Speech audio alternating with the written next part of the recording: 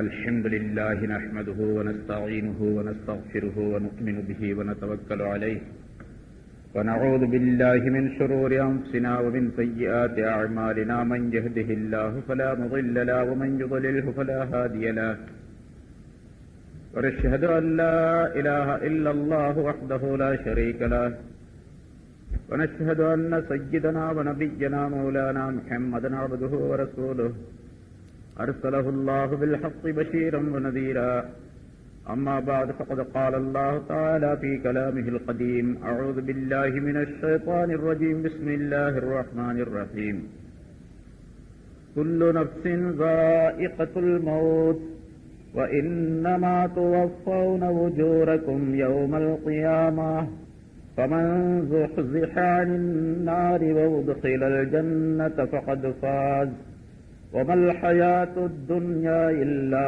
متاع الغرور صدق الله العظيم. كل نفس ذائقة الموت. ஒவ்வொரு ஆத்மாவும் மௌத்தை சுவைத்தே தீர வேண்டும்.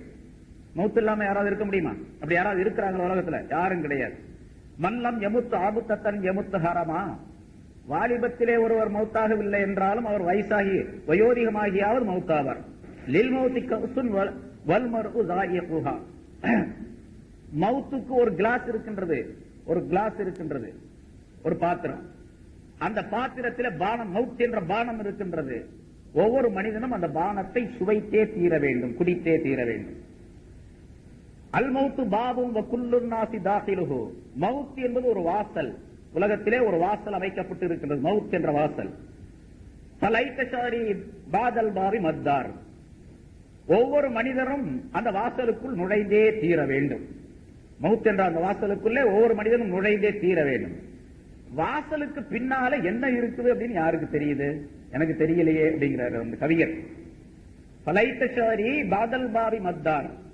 அந்த வாசலுக்கு பின்னால என்ன வீடு இருக்கின்றது? சொர்க்கம் என்ற வீடா, நரகம் என்ற வீடா அப்படிங்கிறது எனக்கு தெரியலையே அப்படிங்கிறார். மௌத் நிச்சயம் உண்டு. அந்த மௌத்தை மறந்துட்டு மனிதர்கள் உலகத்தில் வாழ்ந்து கொண்டிருக்கிறார். மௌத்தை மறக்கக்கூடிய உலகமாக அல்லாஹ் தஆலா இந்த உலகத்தை ஆக்கி வச்சிருக்கிறான். மௌத்தை மட்டும் நினைக்கக்கூடிய உலகமா இருந்துச்சு அப்படின்னு சொன்னா என்ன ஆகும்? யாருமே டீ குடிக்க முடியாது, சாப்பிட முடியாது, சிரிக்க முடியாது, செய்ய முடியாது. ஸல்லல்லாஹு அலைஹி வஸல்லம் சொல்றாங்கல்ல,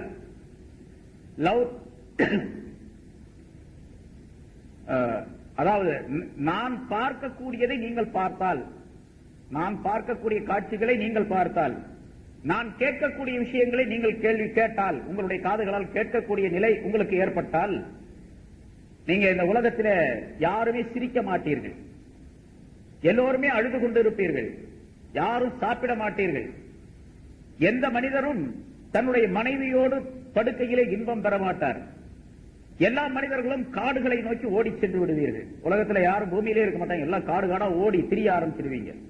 நான் பார்க்கக்கூடிய அளவுக்கு நீங்கள் பார்த்தால், பார்க்கக்கூடிய காட்சிகளை நீங்கள் பார்த்தால், நான் கேட்கக்கூடிய விஷயங்களை நீங்கள் கேட்டால், ஸல்லல்லாஹு அலைஹி வஸல்லம் அவர்களுக்கு பூமிக்குள்ளே நடைபெறக்கூடிய காட்சிகளையும் வானத்துக்கு மேலே நடைபெறக்கூடிய விஷயங்களையும் அல்லாஹ் தஆலா காட்டிக் கொண்டிருந்தாங்க. ஒவ்வொரு நேரம் பார்த்துக்கிட்டு இருந்தாங்க, கேட்டுக்கிட்டு இருந்தாங்க ஸல்லல்லாஹு அலைஹி வஸல்லம்.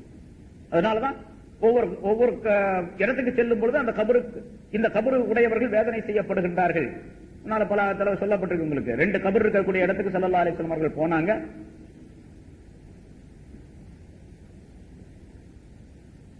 இந்த 2 கபரில் உள்ளவர்களும் வேதனை செய்யப்படுகின்றார்கள் அப்படின்னு சொல்லிட்டு, இவர்கள் பெரும் பாவத்தின் காரணமாக வேதனை செய்யப்படவில்லை. ஒரு கபரில் இருக்கக்கூடியவர் கோள் சொல்லிக் கொண்டிருந்தார், இன்னொரு கபரில் இருக்கக்கூடியவர் சிறுநீர் கழித்து துப்புரவு செய்யாமல் இருந்தார். அதனால் 2 பேரும் வேதனை செய்யப்படுகின்றார்கள் என்பதாக சொல்லிவிட்டு ஒரு பச்சை பேரிச்ச மட்டையை ஸல்லல்லாஹு அலைஹி வஸல்லம் அவர்கள் கொண்டு வர சொல்லி அதை 2ஆக பிளந்து 2 கபரிலே நட்டு வைத்தார்கள். யார சொல்லலாம், ஏன் இப்படி செய்கின்றீர்கள் என்பதாக கேட்ட பொழுது, இந்த மட்டை காயாமல் இருக்கும் காலமெல்லாம் இவர்களுக்கு வேதனை குறைக்கப்படலாம் அப்படின்னு சொன்னாங்க ஸல்லல்லாஹு அலைஹி வஸல்லம். அதாவது இது செய்யக்கூடிய தஸ்பீஹின் காரணமாக, இந்த பச்சை மட்டை செய்யக்கூடிய தஸ்பீஹின் காரணமாக அவர்களுக்கு வேதனை குறைக்கப்படலாம் அப்படின்னு ஸல்லல்லாஹு அலைஹி வஸல்லம். இப்ப கபருக்குள்ள நடக்கிறது ஸல்லல்லாஹு அலைஹி வஸல்லம் அவர்களுக்கு. ஒரு நாள் ஒரு ஒட்டகத்துல ஏறி ஸல்லல்லாஹு அலைஹி வஸல்லம் சவாரி செய்யறாங்க. பின்னால சில சஹாபாக்களும் போயிட்டு இருக்காங்க. ஒரு குறிப்பிட்ட இடத்துக்கு போனோம்னா அந்த ஒட்டகம் துள்ள ஆரம்பிச்சிடுச்சு, ரொம்ப கடுமையா துள்ளி. ரசூலுல்லாஹி ஸல்லல்லாஹு அலைஹி வஸல்லம் அவர்களை கீழே தள்ளி விட்டுடுமோ அப்படிங்கிற அளவுக்கு கடுமையா துள்ளி ஓடிச்சு. அப்ப ரசூலுல்லாஹி ஸல்லல்லாஹு அலைஹி வஸல்லம் அவர்கள் அருகில் இருந்த மனிதர்களிடத்துல கேட்டாங்க, இங்க இருக்கிறவங்க யாராவது இந்த இடத்துல யாராவது அடங்கி இருக்கிறாங்களா, அடக்கப்பட்டிருக்கிறாங்களான்னு கேட்டாங்க. ஆமா, இந்த இடத்துல ஒரு 5-6 கபர் இருக்குது அப்படின்னு சொன்னா 5-6 பேர். இவர்கள்லாம் எப்ப அடக்கப்பட்டவர்கள், எப்போ இறந்து அடக்கப்பட்டவர்கள் கேட்டாங்க ஸல்லல்லாஹு அலைஹி வஸல்லம். இவர்கள் இஸ்லாம் வருவதற்கு முன்னாலே ஷிர்க் இருக்கக்கூடிய காலத்திலே முஷ்ரிக்குகளா இருக்கக்கூடிய நிலையிலே இவர்கள் அடக்கப்பட்டார்கள் என்பதாக சொன்னார். ஸல்லல்லாஹு அலைஹி வஸல்லம் சொன்னார்கள், இவர்கள் இந்த கபரிலே வேதனை செய்யப்படுகின்றார்கள் அப்படின்னு சொன்னார். அந்த வேதனையை கண்டுதான் நான் ஏறி வந்த இந்த குதிரை அல்லது இந்த ஒட்டகம் துள்ளுகின்றது அப்படின்னு ஸல்லல்லாஹு அலைஹி வஸல்லம் சொன்னார். அதாவது கபருக்குள்ள நடக்கக்கூடிய விஷயங்களை மனுஷன் மட்டும் தான் பார்க்க முடியும், மனிதர்களுக்கும் ஜின்களுக்கும் காட்டப்படுவது கிடையாது. அது அல்லாத எல்லா பிராணிகளும் பார்க்குது, ஆடு மாடு ஒட்டகம் எல்லாமே பார்க்குது. கபருக்குள்ள வேதனை நடக்கக்கூடிய அந்த நேரத்துல கபருஸ்தான்ல அந்த இடத்துல ஆடு மாடு ஒட்டகங்கள் ஏதாச்சும் மேய்ஞ்சிக்கிட்டு இருந்துச்சு அப்படின்னு சொன்னா அங்கிறது ஓடி வந்துடும், துள்ளிக்கிட்டு ஓடி வரும். இது சில கபருஸ்தான்களை நம்ம பார்க்கலாம். அது அங்கே அந்த இடத்துல வேதனை நடைபெறுகிறது அப்படிங்கிற அர்த்தம். அதனால நிச்சயமா மவுத் என்பது உண்டு, அந்த மவுத்தை சுவைத்தே தீர வேண்டும் என்று அல்லாஹ் தஆலா சொல்லுகின்றான். இங்க மவுத்தை குல்லு நப்சின், ஒவ்வொரு நப்சும், நப்ஸ் அப்படின்னு சொன்னா என்ன? இங்க இந்த ஆயத்தில் பல கருத்துக்களை உலமாக்கள் குறிப்பிடுகின்றார்கள். நப்ஸ் அப்படின்னு சொன்னா நான் முன்னால பரவாயில்ல சொல்லியிருக்கேன். நப்ஸ் அப்படின்னு சொன்னா மனிதனுடைய உடலுக்குள்ள நப்சுங்கிறது ஒண்ணு இருக்குது. அந்த நப்சுங்கிறது மனிதனுக்கு கெட்டதைத்தான் ஏவும் என்பதாக அல்லாஹ் தஆலா சொல்லுங்க. அந்த நப்சு அல்லாஹ் தஆலா சொல்றானா, அல்லது நப்ஸ் அப்படின்னு சொன்னா ஒவ்வொரு ஆத்மாவும் அப்படிங்கிற அர்த்தம் அப்படின்னு செய்யணும், அர்த்தம் செய்யணும். எல்லா தப்சீர்லயும் அப்படித்தான் அர்த்தம் எழுதப்பட்டிருக்கும். ஒவ்வொரு ஆத்மாவும், ஆத்மா அப்படின்னு சொன்னா உயிர் அப்படின்னு அர்த்தம் அது கருத்து. அப்ப குல்லு நப்சின் அப்படின்னா குல்லு ரூஹின், ஒவ்வொரு ரூஹும் ஒவ்வொரு உயிரும் தாயிகத்துல் மவுத், மவுத் என்ற அந்த பானத்தை சுவைக்கக்கூடியதாகவே இருக்கின்றது. அதை சுவைத்தான் தீரும். மவுத்துங்கிறது ஒரு பானம், ஒரு டேஸ்டான பானம், டீயா போல ஹார்லிக்ஸ போல அப்படின்னு வச்சுங்க, அதை சுவைச்சுதான் தீரணும் அப்படின்னு அல்லாஹ் தஆலா சொல்றாங்க. இப்ப நப்ஸ் அப்படின்னு சொன்னா ரூஹ் வச்சுக்கிட்டா ரூஹ் தான் மவுத்தா இருது இல்லையா? ரூஹ் அப்படித்தான் இருக்கும், இந்த பாடி தான் மவுத்தா போறது. மவுத்துனா என்ன அர்த்தம் தெரியுமா? உடலில் இருக்கக்கூடிய உயிர் உடலை விட்டு வெளியே போய் விடுவது. உயிர் உடலுக்குள்ளே, ரூஹ் உடலுக்குள்ளே இருக்கக்கூடிய நேரத்தில் என்னென்ன நிகழ்ச்சிகள் உடலில் நடைபெறுகின்றனோ அதெல்லாம் ஸ்டாப் ஆயிடுறது, நின்று போறது. இப்ப நான் பேசுறேன், நீங்க கேட்கறீங்க, உடலுக்குள்ள உயிர் இருக்கிறதுனால. என்னுடைய உடலுக்குள்ள உயிர் இருக்கிறதுனாலதான் என்னுடைய நாக்கு அசைது பேச முடியுது, என்னுடைய கண்கள் உங்களை எல்லாம் பார்க்குது, நீங்கள்லாம் நான் சொல்றதை கேட்கறீங்க, காதுகளால் கேட்கறீங்க, உடல்ல உயிர் இருக்கிறதுனால. அந்த உயிர் வெளியே போயிடுச்சு அப்படின்னு சொன்னா உடல் பூரா, உடல் இருக்கக்கூடிய உஷ்ணம் குறைந்து எல்லாம் சில்லிட்டு விடும், எல்லாம் குளிர்ந்து விடும். உடலுக்குள்ள உயிர் இருப்பதின் காரணமாக உடலுக்கு எடை குறைவாக இருக்கின்றது, உடலுடைய எடை குறைவாக. உயிர் உடலை விட்டு வெளியே போயிடுச்சுன்னா உடலுடைய எடை கூடி போயிடும். ஒரு பொருள் தண்ணிக்குள்ள போட்டிருந்தா அந்த தண்ணிக்குள்ள இருந்து அந்த பொருளை எடுக்கிறது அப்படியே தண்ணிக்குள்ளேயே நவுத்திட்டு வாங்க, ரொம்ப லேட்டா இருக்கும். ஒரு 100 கிலோ உள்ள ஒரு மூட்டை, ஒரு கல்லு கிடக்குதுன்னு வச்சுங்க, அந்த 100 கிலோ கல்ல ஒரு சின்ன பையன் அப்படியே தள்ளிக்கிட்டே போகலாம் தண்ணிக்குள்ள. தண்ணியை விட்டு வெளியே எடுத்தீங்க அப்படின்னு சொன்னா அந்த கல்லுக்கு 100 கிலோ வெயிட் இருக்கு. தண்ணிக்குள்ள அந்த 100 கிலோ வெயிட் இருக்காது, அது பாதியாக இருக்கலாம், அதோட கம்மியாக கூட இருக்கும், தண்ணியுடைய அமைப்பை பொறுத்து இருக்கு. தண்ணிக்குள்ள லேசா தள்ளிக்கிட்டே போயிடலாம் அந்த பொருளை. தண்ணியை விட்டு வேலை இருக்கும் போது ரொம்ப கனமா தெரியும். அத போல இந்த உடல் லேசாக இருக்கு, உயிர் இருக்கிறதுனால, உயிர் உள்ள இருக்கிறதுனால. உயிரை போயிடுச்சு அப்படின்னு சொன்னா பாடி கனமா இருக்கும். பாருங்க, ஒரு ஜனாதாவை எத்தனை பேர் தூக்கிட்டு வர்றாங்க, ஜனாதாவை 4 பேர் தூக்குறாங்க, அப்பவும் வெயிட் ரொம்ப வெயிட்டா இருக்குது.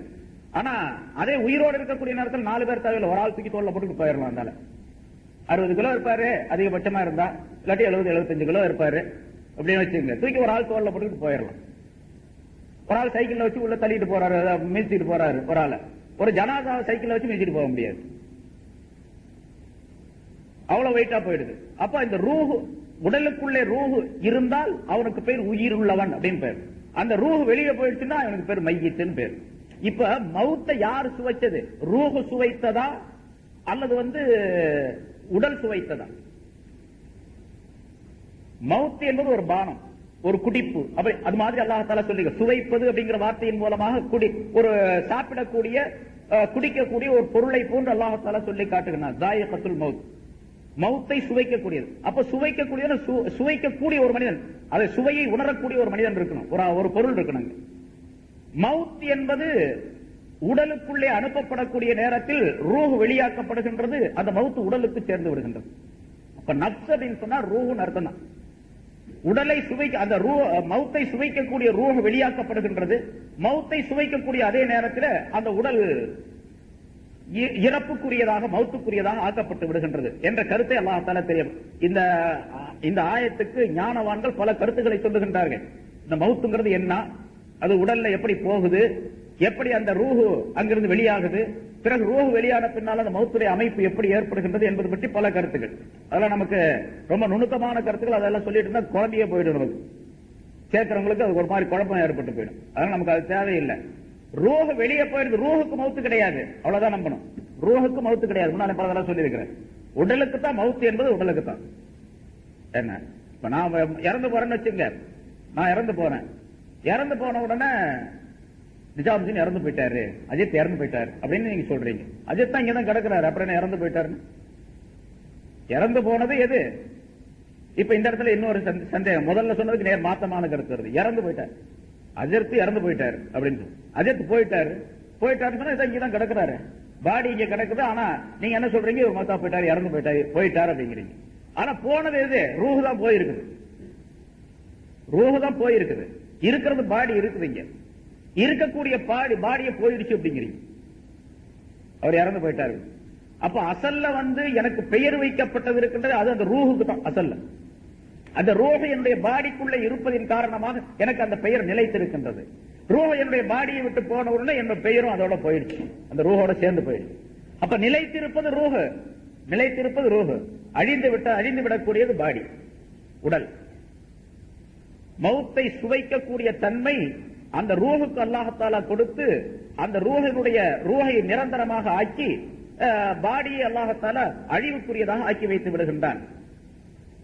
ஸல்லல்லாஹு அலைஹி வஸல்லம் அவர்கள் சொல்லுகின்றார்கள், இந்த மனிதன் உலகத்தில் இருக்கக்கூடிய நேரம் வரைக்கும் தூங்கிட்டே தான் இருக்கிறான். நம்ம இப்ப முழிச்சிருக்கிறோம்ல, முழிச்சிருக்கிற நேரத்தையும் தூங்குறதாகவே ரசூலுல்லாஹி ஸல்லல்லாஹு அலைஹி வஸல்லம் சொல்றாங்க. ராத்திரில கொஞ்ச நேரம் தான் தூங்குறோம், 6 மணி நேரம் 7 மணி நேரம் 8 மணி நேரம் தூங்குறோம்.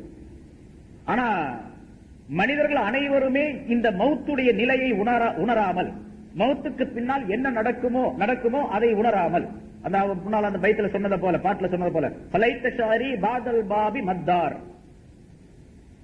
மௌத் என்பது ஒரு வாசல். அந்த வாசலுக்கு பின்னால என்ன வீடு இருக்கின்றது, சொர்க்கம் என்ற வீடா நரகம் என்ற வீடா என்று எனக்கு தெரியவில்லையே என்று அவர் சொல்லியதை போல எங்க போய் சேர போறோம் அப்படிங்கிறது தெரியாமலேயே மனுஷன் தூங்கிட்டே இருக்காது உலகத்தில். ஸல்லல்லாஹு அலைஹி வஸல்லம் சொல்றாங்க, அன்னாசு நியாம், மனிதர்கள் அனைவரும் தூங்கிக் கொண்டிருக்கின்றார்கள். இவங்க தூக்கம் எப்ப கலையும் தெரியுமா? இப்ப இதா மாத்து என் தபகோ, அவங்க மௌத்தானா விழித்துக் கொள்வார்கள் அப்படிங்கிறாங்க. நம்ம இப்ப தூங்கிட்டே இருக்கிறோம், எப்ப முழிப்பு வரும்? விழிப்பு என்பது மௌத்தானா வரும் அப்படிங்கிறாங்க ஸல்லல்லாஹு அலைஹி வஸல்லம். மௌத்தான பிறகு அந்த சக்கராத்துடைய நேரத்துல தெரியும், ஆஹா தவறிட்டனே, தப்பு செய்துட்டனே அப்படின்னு சொல்லி. இப்ப நம்ம சில பேர் படிக்காம இருந்துடுறோம், பெரியவங்க ஆன பிறகு படிக்காம இருந்துட்டனே ரொம்ப கவலையா இருக்குது அப்படின்னு சொல்றோம்ல. கொஞ்ச நாள் இப்ப தொழுகாம இருக்கிறாரு, கடைசியில ஏதாச்சும் ஒரு சீக்கு வந்துட்டு ஆஸ்பத்திரியில் போய் படுத்துக்கிறாரு. இவ்வளவு நாளா நான் தொழுகவே இல்லை அஜித், என்னதான் பண்றது அப்படிங்கிறாரு. முதல்ல தொழுக வேண்டியது தானே, தொழுகா படுத்து போட்டு பெட்ல போய் படுத்த பிறகு அப்புறம் நான் தொழுகலையே அப்படின்னு சொன்னா என்ன அர்த்தம்? என்ன செய்யறது? ஒன்னும் செய்ய முடியாது. அந்த பெட்லயே அப்படி மௌத்தா போனார் அப்படின்னா தொழுகாமல் இருந்ததற்குரிய குற்றம் அதேதான், அது கிடைக்கத்தான் செய்யும். அதே போல மௌத்தான பின்னால ஆஹா அப்படின்னு சொன்னா அவ்வளவுதான், அதனால ஒண்ணும் பண்ணவே முடியாது. அதை ஸல்லல்லாஹு அலைஹி வஸல்லம் சொல்லிக்காரு. அதனால உலகத்தில் இருக்கும் பொழுது மௌத்தை அதிகமாக நினைத்து பார்த்து அமல் செய்யக்கூடிய தன்மை உண்டாக்கி கொள்ள வேண்டும். இந்த மௌத் இருக்குது யார்ட்டையும் சொல்லிட்டு வராது, திடீர்னு வரும். அதுக்கு பிறகு அதனாலதான் ஸல்லல்லாஹு அலைஹி வஸல்லம் சொன்னாங்க, எவ்வளவோ நினைச்சு வச்சிருப்பாரு, சரி வீடு கட்டலாம், சம்பாதிக்கலாம், வீடு கட்டலாம், அதை செய்யலாம், இதை செய்யலாம், அப்படி செய்யலாம், இப்படி செய்யலாம், அங்க போகணும், இங்க போகணும், இந்த பிசினஸ் அந்த பிசினஸ், அப்ப கஸ்டமர் வருவாங்க, அது பண்ணுவாங்க, எல்லாம் நிறைய ஆசைகள் நிறைய மலை போல குமிஞ்சிருக்கும் மனசுல. மௌத்து வந்துருச்சு, எல்லா ஆசையும் தவிடுபடியாயிடும். அதுக்கு பேர் தான் ஸல்லல்லாஹு அலைஹி வஸல்லம் ஹாதிமுல் லஸ்ஸாத், இன்பங்களை தகர்த்தெறியக்கூடியது மௌத்துக்கு பேர். அதனால ஸல்லல்லாஹு அலைஹி வஸல்லம் மௌத் என்ற வார்த்தையை சொல்லாமலேயே இப்படி சொல்லி காட்டுகின்றார்கள், அக்ஸிரு ஸிக்ர ஹாதிமில் லஸ்ஸாத், இன்பங்களை தகர்த்தெறியக்கூடிய ஒன்றை அதிகமாக நினைவு கொள்ளுங்கள் அப்படின்னு சொல்றாங்க. இன்பங்களை தகர்த்தெறியக்கூடிய ஒன்று, அது மௌத், அந்த மௌத்தை அதிகமாக நினைத்துக் கொள்ளுங்கள் அப்படின்னு சொல்றாங்க. நிச்சயமாக மௌத் என்பது வரும், அதுல எந்த விதமான சந்தேகம் கிடையாது. முன்னால ஒரு சம்பவம் சொல்லி இருக்கிறேன், இந்த ஆயத்து சம்பந்தமா நிறைய விளக்கங்கள் அடுத்த வாரம் பார்ப்போம். அதை இப்ப சுருக்கமா அந்த ஆயத்தினுடைய மேலோட்டமான விளக்கம். மௌத் என்பது யாரும் தவிர்க்க முடியாது. அப்படி யாராவது இருந்தா ரசூலுல்லாஹி ஸல்லல்லாஹு அலைஹி வஸல்லம் இருந்திருக்கணும் உலகத்துல. அவங்க இருந்தா ஒன்னும் பிரச்சனையே இல்ல. ஸல்லல்லாஹு அலைஹி வஸல்லம் இருந்துகிட்டே இருக்காங்கன்னு வச்சுங்க, யாருக்கும் எந்த சந்தேகமும் வராது. இந்த நஜாத்து, அந்த மதஹபு, இந்த மதஹபு, அது இது ஒண்ணுமே தேவையில்லை. எல்லாத்துக்கும் ரசூலுல்லாஹ்ட்ட கேட்டு விளக்கம் சொல்லி விளக்கம் கேட்டு எல்லாரும் அது மாதிரி அமல் செஞ்சுட்டே போயிட்டே இருக்கலாம். அப்புறம் இந்த விஞ்ஞானத்துல அது கூடுமா, இது கூடுமா, ஸ்பீக்கர் வைக்கலாமா, இது வைக்கலாமா, ரேடியோ வைக்கலாமா, வீடியோ வைக்கலாமா, டிவி போடலாமா, வேண்டாமா அப்படின்லாம் கேட்க வேண்டிய யார்ட்டையும் எந்த ஆலிம் போய் ரசூலுல்லாஹ்ட்ட கேட்டு எல்லாத்தையும் போயிடும். ரசூலுல்லாஹ் தான் தேவை கட்டாயமா உலகத்துக்கு, இல்லையா? எந்த விஞ்ஞானியும் தேவையில்லை, எந்த மெஞ்ஞானியும் தேவையில்லை. ஸல்லல்லாஹு அலைஹி வஸல்லம் இருந்தான். எந்த அறிஞரும் தேவையில்லை. அதான் எல்லாரும் தேவையில்லாம ரசூலுல்லாஹ் மட்டும் இருந்தா எப்படி ஆகுறது? மத்தவங்க எல்லாம் இல்லாம. அதனால எல்லாரும் இருக்கணும், எல்லாத்தையும் கேட்கணும். இந்த அஜயத்தை பெருசா காஜல் சொல்றதை நீங்க கேட்கணும். ரசூலுல்லாஹ் போயிட்டாங்க. ஸல்லல்லாஹு அலைஹி வஸல்லம் அவர்கள் இருக்கணும். அப்படி இருந்தா, அப்படி ரசூலுல்லாஹ்வே இல்ல அப்படிங்கும்போது அப்புறம் யாருமே இல்லை. இன்னக்க மையத்தும் வயின்னஹும் மையத்தும், அல்லாஹ் தஆலா அப்படித்தான் சொல்றான் குர்ஆன்ல. நபியே நீங்களும் மௌத்தாக கூடியவர்கள் தான், இவர்கள் எல்லோருமே மௌத்தாக கூடியவர்கள் தான் அப்படின்னு சொல்லிட்டான் அல்லாஹ். அதனால ஸல்லல்லாஹு அலைஹி வஸல்லம் எல்லாருமே மௌத்தாக கூடியவர்கள் ஒட்டுமொத்தமா சொல்லாம ரசூலுல்லாஹ் மட்டும் குறிப்பிட்டு தனியாக சொல்லி அப்புறம் எல்லா மனிதர்களையும் சொல்றான். இன்னக்க மையத்தும், நிச்சயமாக நீரும் மையத்து தான், வயின்னஹும் மையத்தும், அவர்களும் மையத்துகள் தான் என்று சொல்லுவதன் மூலமாக ஸல்லல்லாஹு அலைஹி வஸல்லம் அவர்களுக்கும் இறப்பு உண்டு அப்படின்னு சொல்றாங்க அல்லாஹ் தஆலா. ஒரு 30 வருஷத்துக்கு முன்னாலே, 30-40 வருஷத்துக்கு முன்னாலே ஆராய்ச்சி பண்ணாங்க. இறப்பை எப்படியாவது தடுக்கலாமா அப்படின்னு ஆராய்ச்சி பண்ணாங்க. மௌத்தாகாம மனுஷனை தடுக்கிறது, மௌத்தை வெல்வது, வென்று விடுவது, அது கூட சண்டை போட்டு ஜெயிச்சிடுறது, அதை செஞ்சு பார்க்கலாமே அப்படின்னு சொல்லிட்டு ஒரு முயற்சி பண்ணாங்க அமெரிக்க விஞ்ஞானிகள்லாம் சேர்ந்து, டாக்டர்கள்லாம் சேர்ந்து.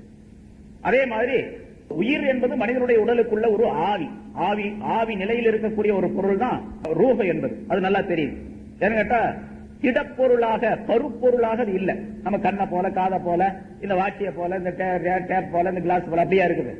ஒரு உருவம் உள்ள பொருளாக இல்ல, உருவம் இல்லாத பொருள் தான் அப்படின்னு நல்லா தெரியும். ஒரு காற்றை போல இருக்கும் அப்படின்னு வச்சுக்கலாம், ஒரு ஒளியை போல இருக்கும் அப்படின்னு வச்சுக்கலாம். ஆனா ரூஹ் என்னன்னு யாருக்குமே தெரியாது. இது வரைக்கும் யாரும் சொன்னதும் கிடையாது, இனிமேல் சொல்லவும் முடியாது. அல்லாஹ் தஆலா குர்ஆன்ல தெளிவாக சொல்லிட்டான். சரி, அந்த ரூஹ் இருக்குது, அந்த ரூஹ் போகக்கூடிய நேரத்துல, உயிர் போகக்கூடிய நேரத்துல இருக்கக்கூடிய ஒரு மனுஷனை பிடிச்சு கொஞ்சம் டெஸ்ட் பண்ணனா அந்த உயிரை காப்பாத்தலாமா இல்லையான்னு பாத்திரலாம் அப்படிங்கிறதுக்காக வேண்டி அந்த விஞ்ஞானிகள், அந்த டாக்டர்கள் என்ன பண்ணாங்க, எல்லாம் சேர்ந்து இன்னும் கொஞ்ச நேரத்துல இறந்து போயிடுவான் அப்படின்னு அவர்களுடைய கணக்குப்படி கணக்கு போடப்பட்ட ஒரு மனிதன். அதுக்கு முதல்லயே ஒரு கண்ணாடி கூண்டு தயார் செஞ்சாங்க. கண்ணாடி கூண்டு, அந்த கண்ணாடி 4 பக்கம் கண்ணாடி, கீழையும் கண்ணாடி, மேலையும் கண்ணாடி, ரொம்ப பருமனான கண்ணாடி, அதை உடைக்க முடியாத, அதாவது குண்டு துளைக்காத அப்படின்னு சொல்றோம்ல. இப்ப மந்திரிகளுக்கு எல்லாம் பாதுகாப்பு குண்டு துளைக்காத கண்ணாடி காரு அப்படின்னு சொல்லிட்டு, அந்த மாதிரி குண்டால் துடைக்க முடியாத வலுவான ஒரு கண்ணாடி மாளிகை எழுப்பினாங்க, கண்ணாடி கூண்டு. இன்னும் ஒரு 10 நிமிஷத்துல அல்லது 5 நிமிஷத்துல அவருடைய உயிர் போயிரும் அப்படின்னு சொல்லப்படக்கூடிய ஒரு ஆளை ஆஸ்பத்திரியில இருந்து பிடிச்சிட்டு வந்து கொண்டு வந்து அந்த கூண்டுக்குள்ள வச்சுட்டாங்க, அந்த கண்ணாடி பெட்டிக்குள்ள வச்சுட்டாங்க. வச்சுட்டு அந்த கதவை சாத்தியாச்சு. அது காத்தும் கூட போக முடியாத ஒரு அமைப்புள்ள கண்ணாடி பெட்டி. அது காத்தும் கூட உள்ள போகாது, உள்ள இருந்து வெளியே வராது, வெளியே இருந்து உள்ள போக முடியாது. அப்படிப்பட்ட ஒரு வலுவான ஒரு கண்ணாடி அறை ஒரு பெட்டி செஞ்சாங்க. அந்த பெட்டிக்குள்ள அந்த ஜனாதா, அந்த நோயாளியை கொண்டு போய் வச்சாச்சு. இன்னும் ஒரு 5 நிமிஷத்துல 10 நிமிஷத்துல இறந்து போயிடுவார். இது எவ்வளவு பேரு, ஒரு பெரிய டாக்டர் குழுவே இந்த மாதிரி உள்ள ஒரு ஆராய்ச்சி செய்யறாங்க. எல்லா டாக்டர்களும் அந்த கண்ணாடியை சுத்தி, கண்ணாடி பெட்டியை சுத்தி உட்கார்ந்துட்டாங்க. ரூஹ் எப்படி போகுது, அது மூக்கு வழியா போகுதா, வாய் வழியா போகுதா, வேற வழியா போகுதா அப்படின்னு பார்க்கலாம் அப்படின்னு சொல்லிட்டு எல்லாரும் உட்கார்ந்து இருந்தாங்க. இது நிஜமா நடந்தது, கதை அல்ல. இது ஒரு 40 வருஷத்துக்கு முன்னால டெஸ்ட் பண்ணி முடிச்சு மௌத்தை வெல்ல முடியாது அப்படின்னு எழுதி வச்சிருக்கிறாங்க. இப்போ அந்த கெஜெட்ல இருக்குது. சரி, அப்ப எல்லாம் உட்கார்ந்து இருக்கிறாங்க. கொஞ்ச நேரம் ஆன உடனே அந்த மனிதன் ஒரு பெருமூச்சு விட்டான்.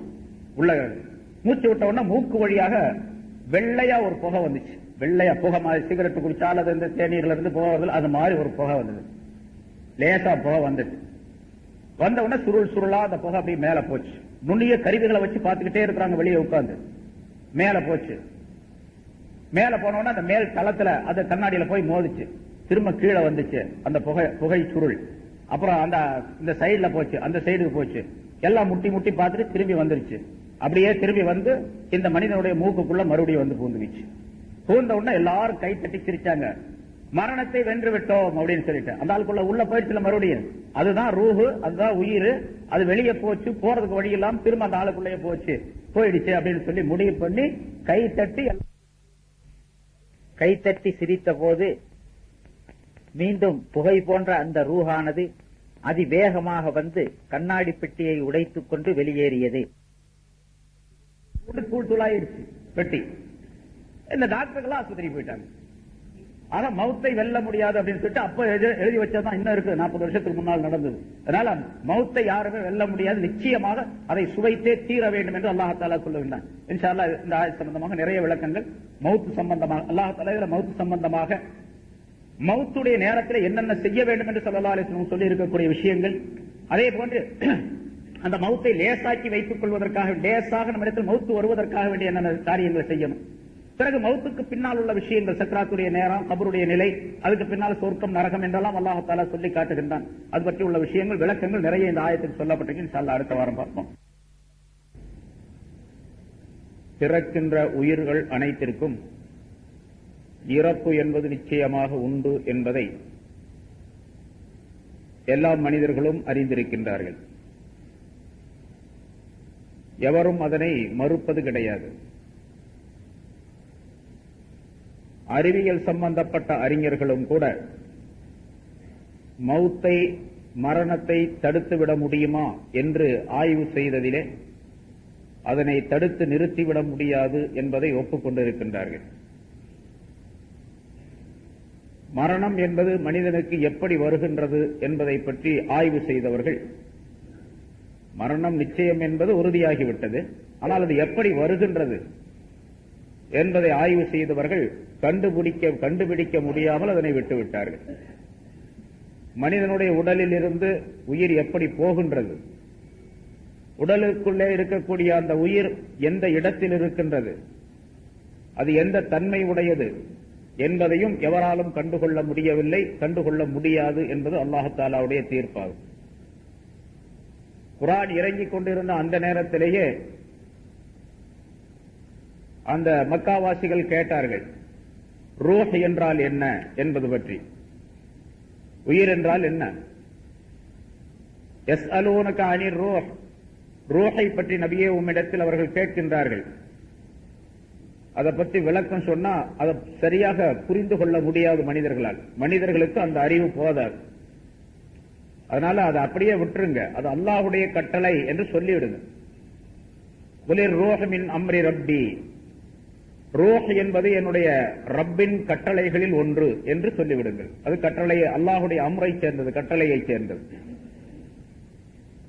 அதை முழுமையாக ஒரு மனிதன் விளங்கி தன்னுடைய சொல்லின் மூலமாக அதை விளக்கி காட்டுவது என்பது முடியாது என்பதை அல்லாஹ் தஆலா தெரியப்படுத்துகின்றான்.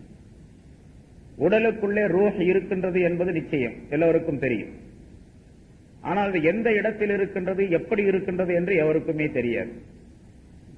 அல்லாஹ் தஆலா தன்னை விளக்குவதற்காக வேண்டி, தன்னுடைய வஹ்தானியத்தை நிலைநாட்டுவதற்காக வேண்டி, ஒருமைப்பாட்டை நிலைநாட்டுவதற்காக வேண்டி உடலுக்குள்ளே உயிரை அல்லாஹ் தஆலா அமைத்து வைத்திருக்கின்றான். அல்லாஹுக்கு உதாரணம் கிடையாது. அல்லாஹ் இதை போன்று இருக்கின்றான் என்று எந்த பொருளையும் சுட்டிக்காட்ட முடியாது. இந்த லைட்டை போன்று இருக்கின்றான், காற்றை போன்று இருக்கின்றான், ஒளியை போன்று இருக்கின்றான் என்பதாக சொல்ல முடியாது. ஆனால் அல்லாஹ் தஆலா தான் ஒருவன் இருக்கின்றான் என்பதற்கு அடையாளமாக உயிரினங்களுக்குள்ளே அல்லாஹ் தஆலா உயிரை அமைத்து வைத்திருக்கின்றான். நம்முடைய உடலுக்குள்ளே எப்படி ஒரே ஒரு ரூஹ் இருக்கின்றதோ அதே போன்று இந்த ஆலம் என்ற பிரபஞ்சத்திற்குள்ளே அல்லாஹ் என்ற ஒரு ரூஹ், ஆலம் என்ற பிரபஞ்சம் இயங்குவதற்கு அல்லாஹ் என்ற ஒரு ரூஹ் இருக்கின்றான். அல்லாஹ் ரூஹ் தான், ஆனால் அவன் வடிவமற்றவன், உருவமற்றவன். அவன் இப்படி என்பதாக அவனை எந்த பொருளை கொண்டு வர்ணித்து விட முடியாது. அதே போன்று இந்த உயிரை மனிதனுடைய உடலுக்குள்ளே வைத்து இந்த உயிர் இப்படித்தான் என்று எவராலும் சொல்ல முடியாது.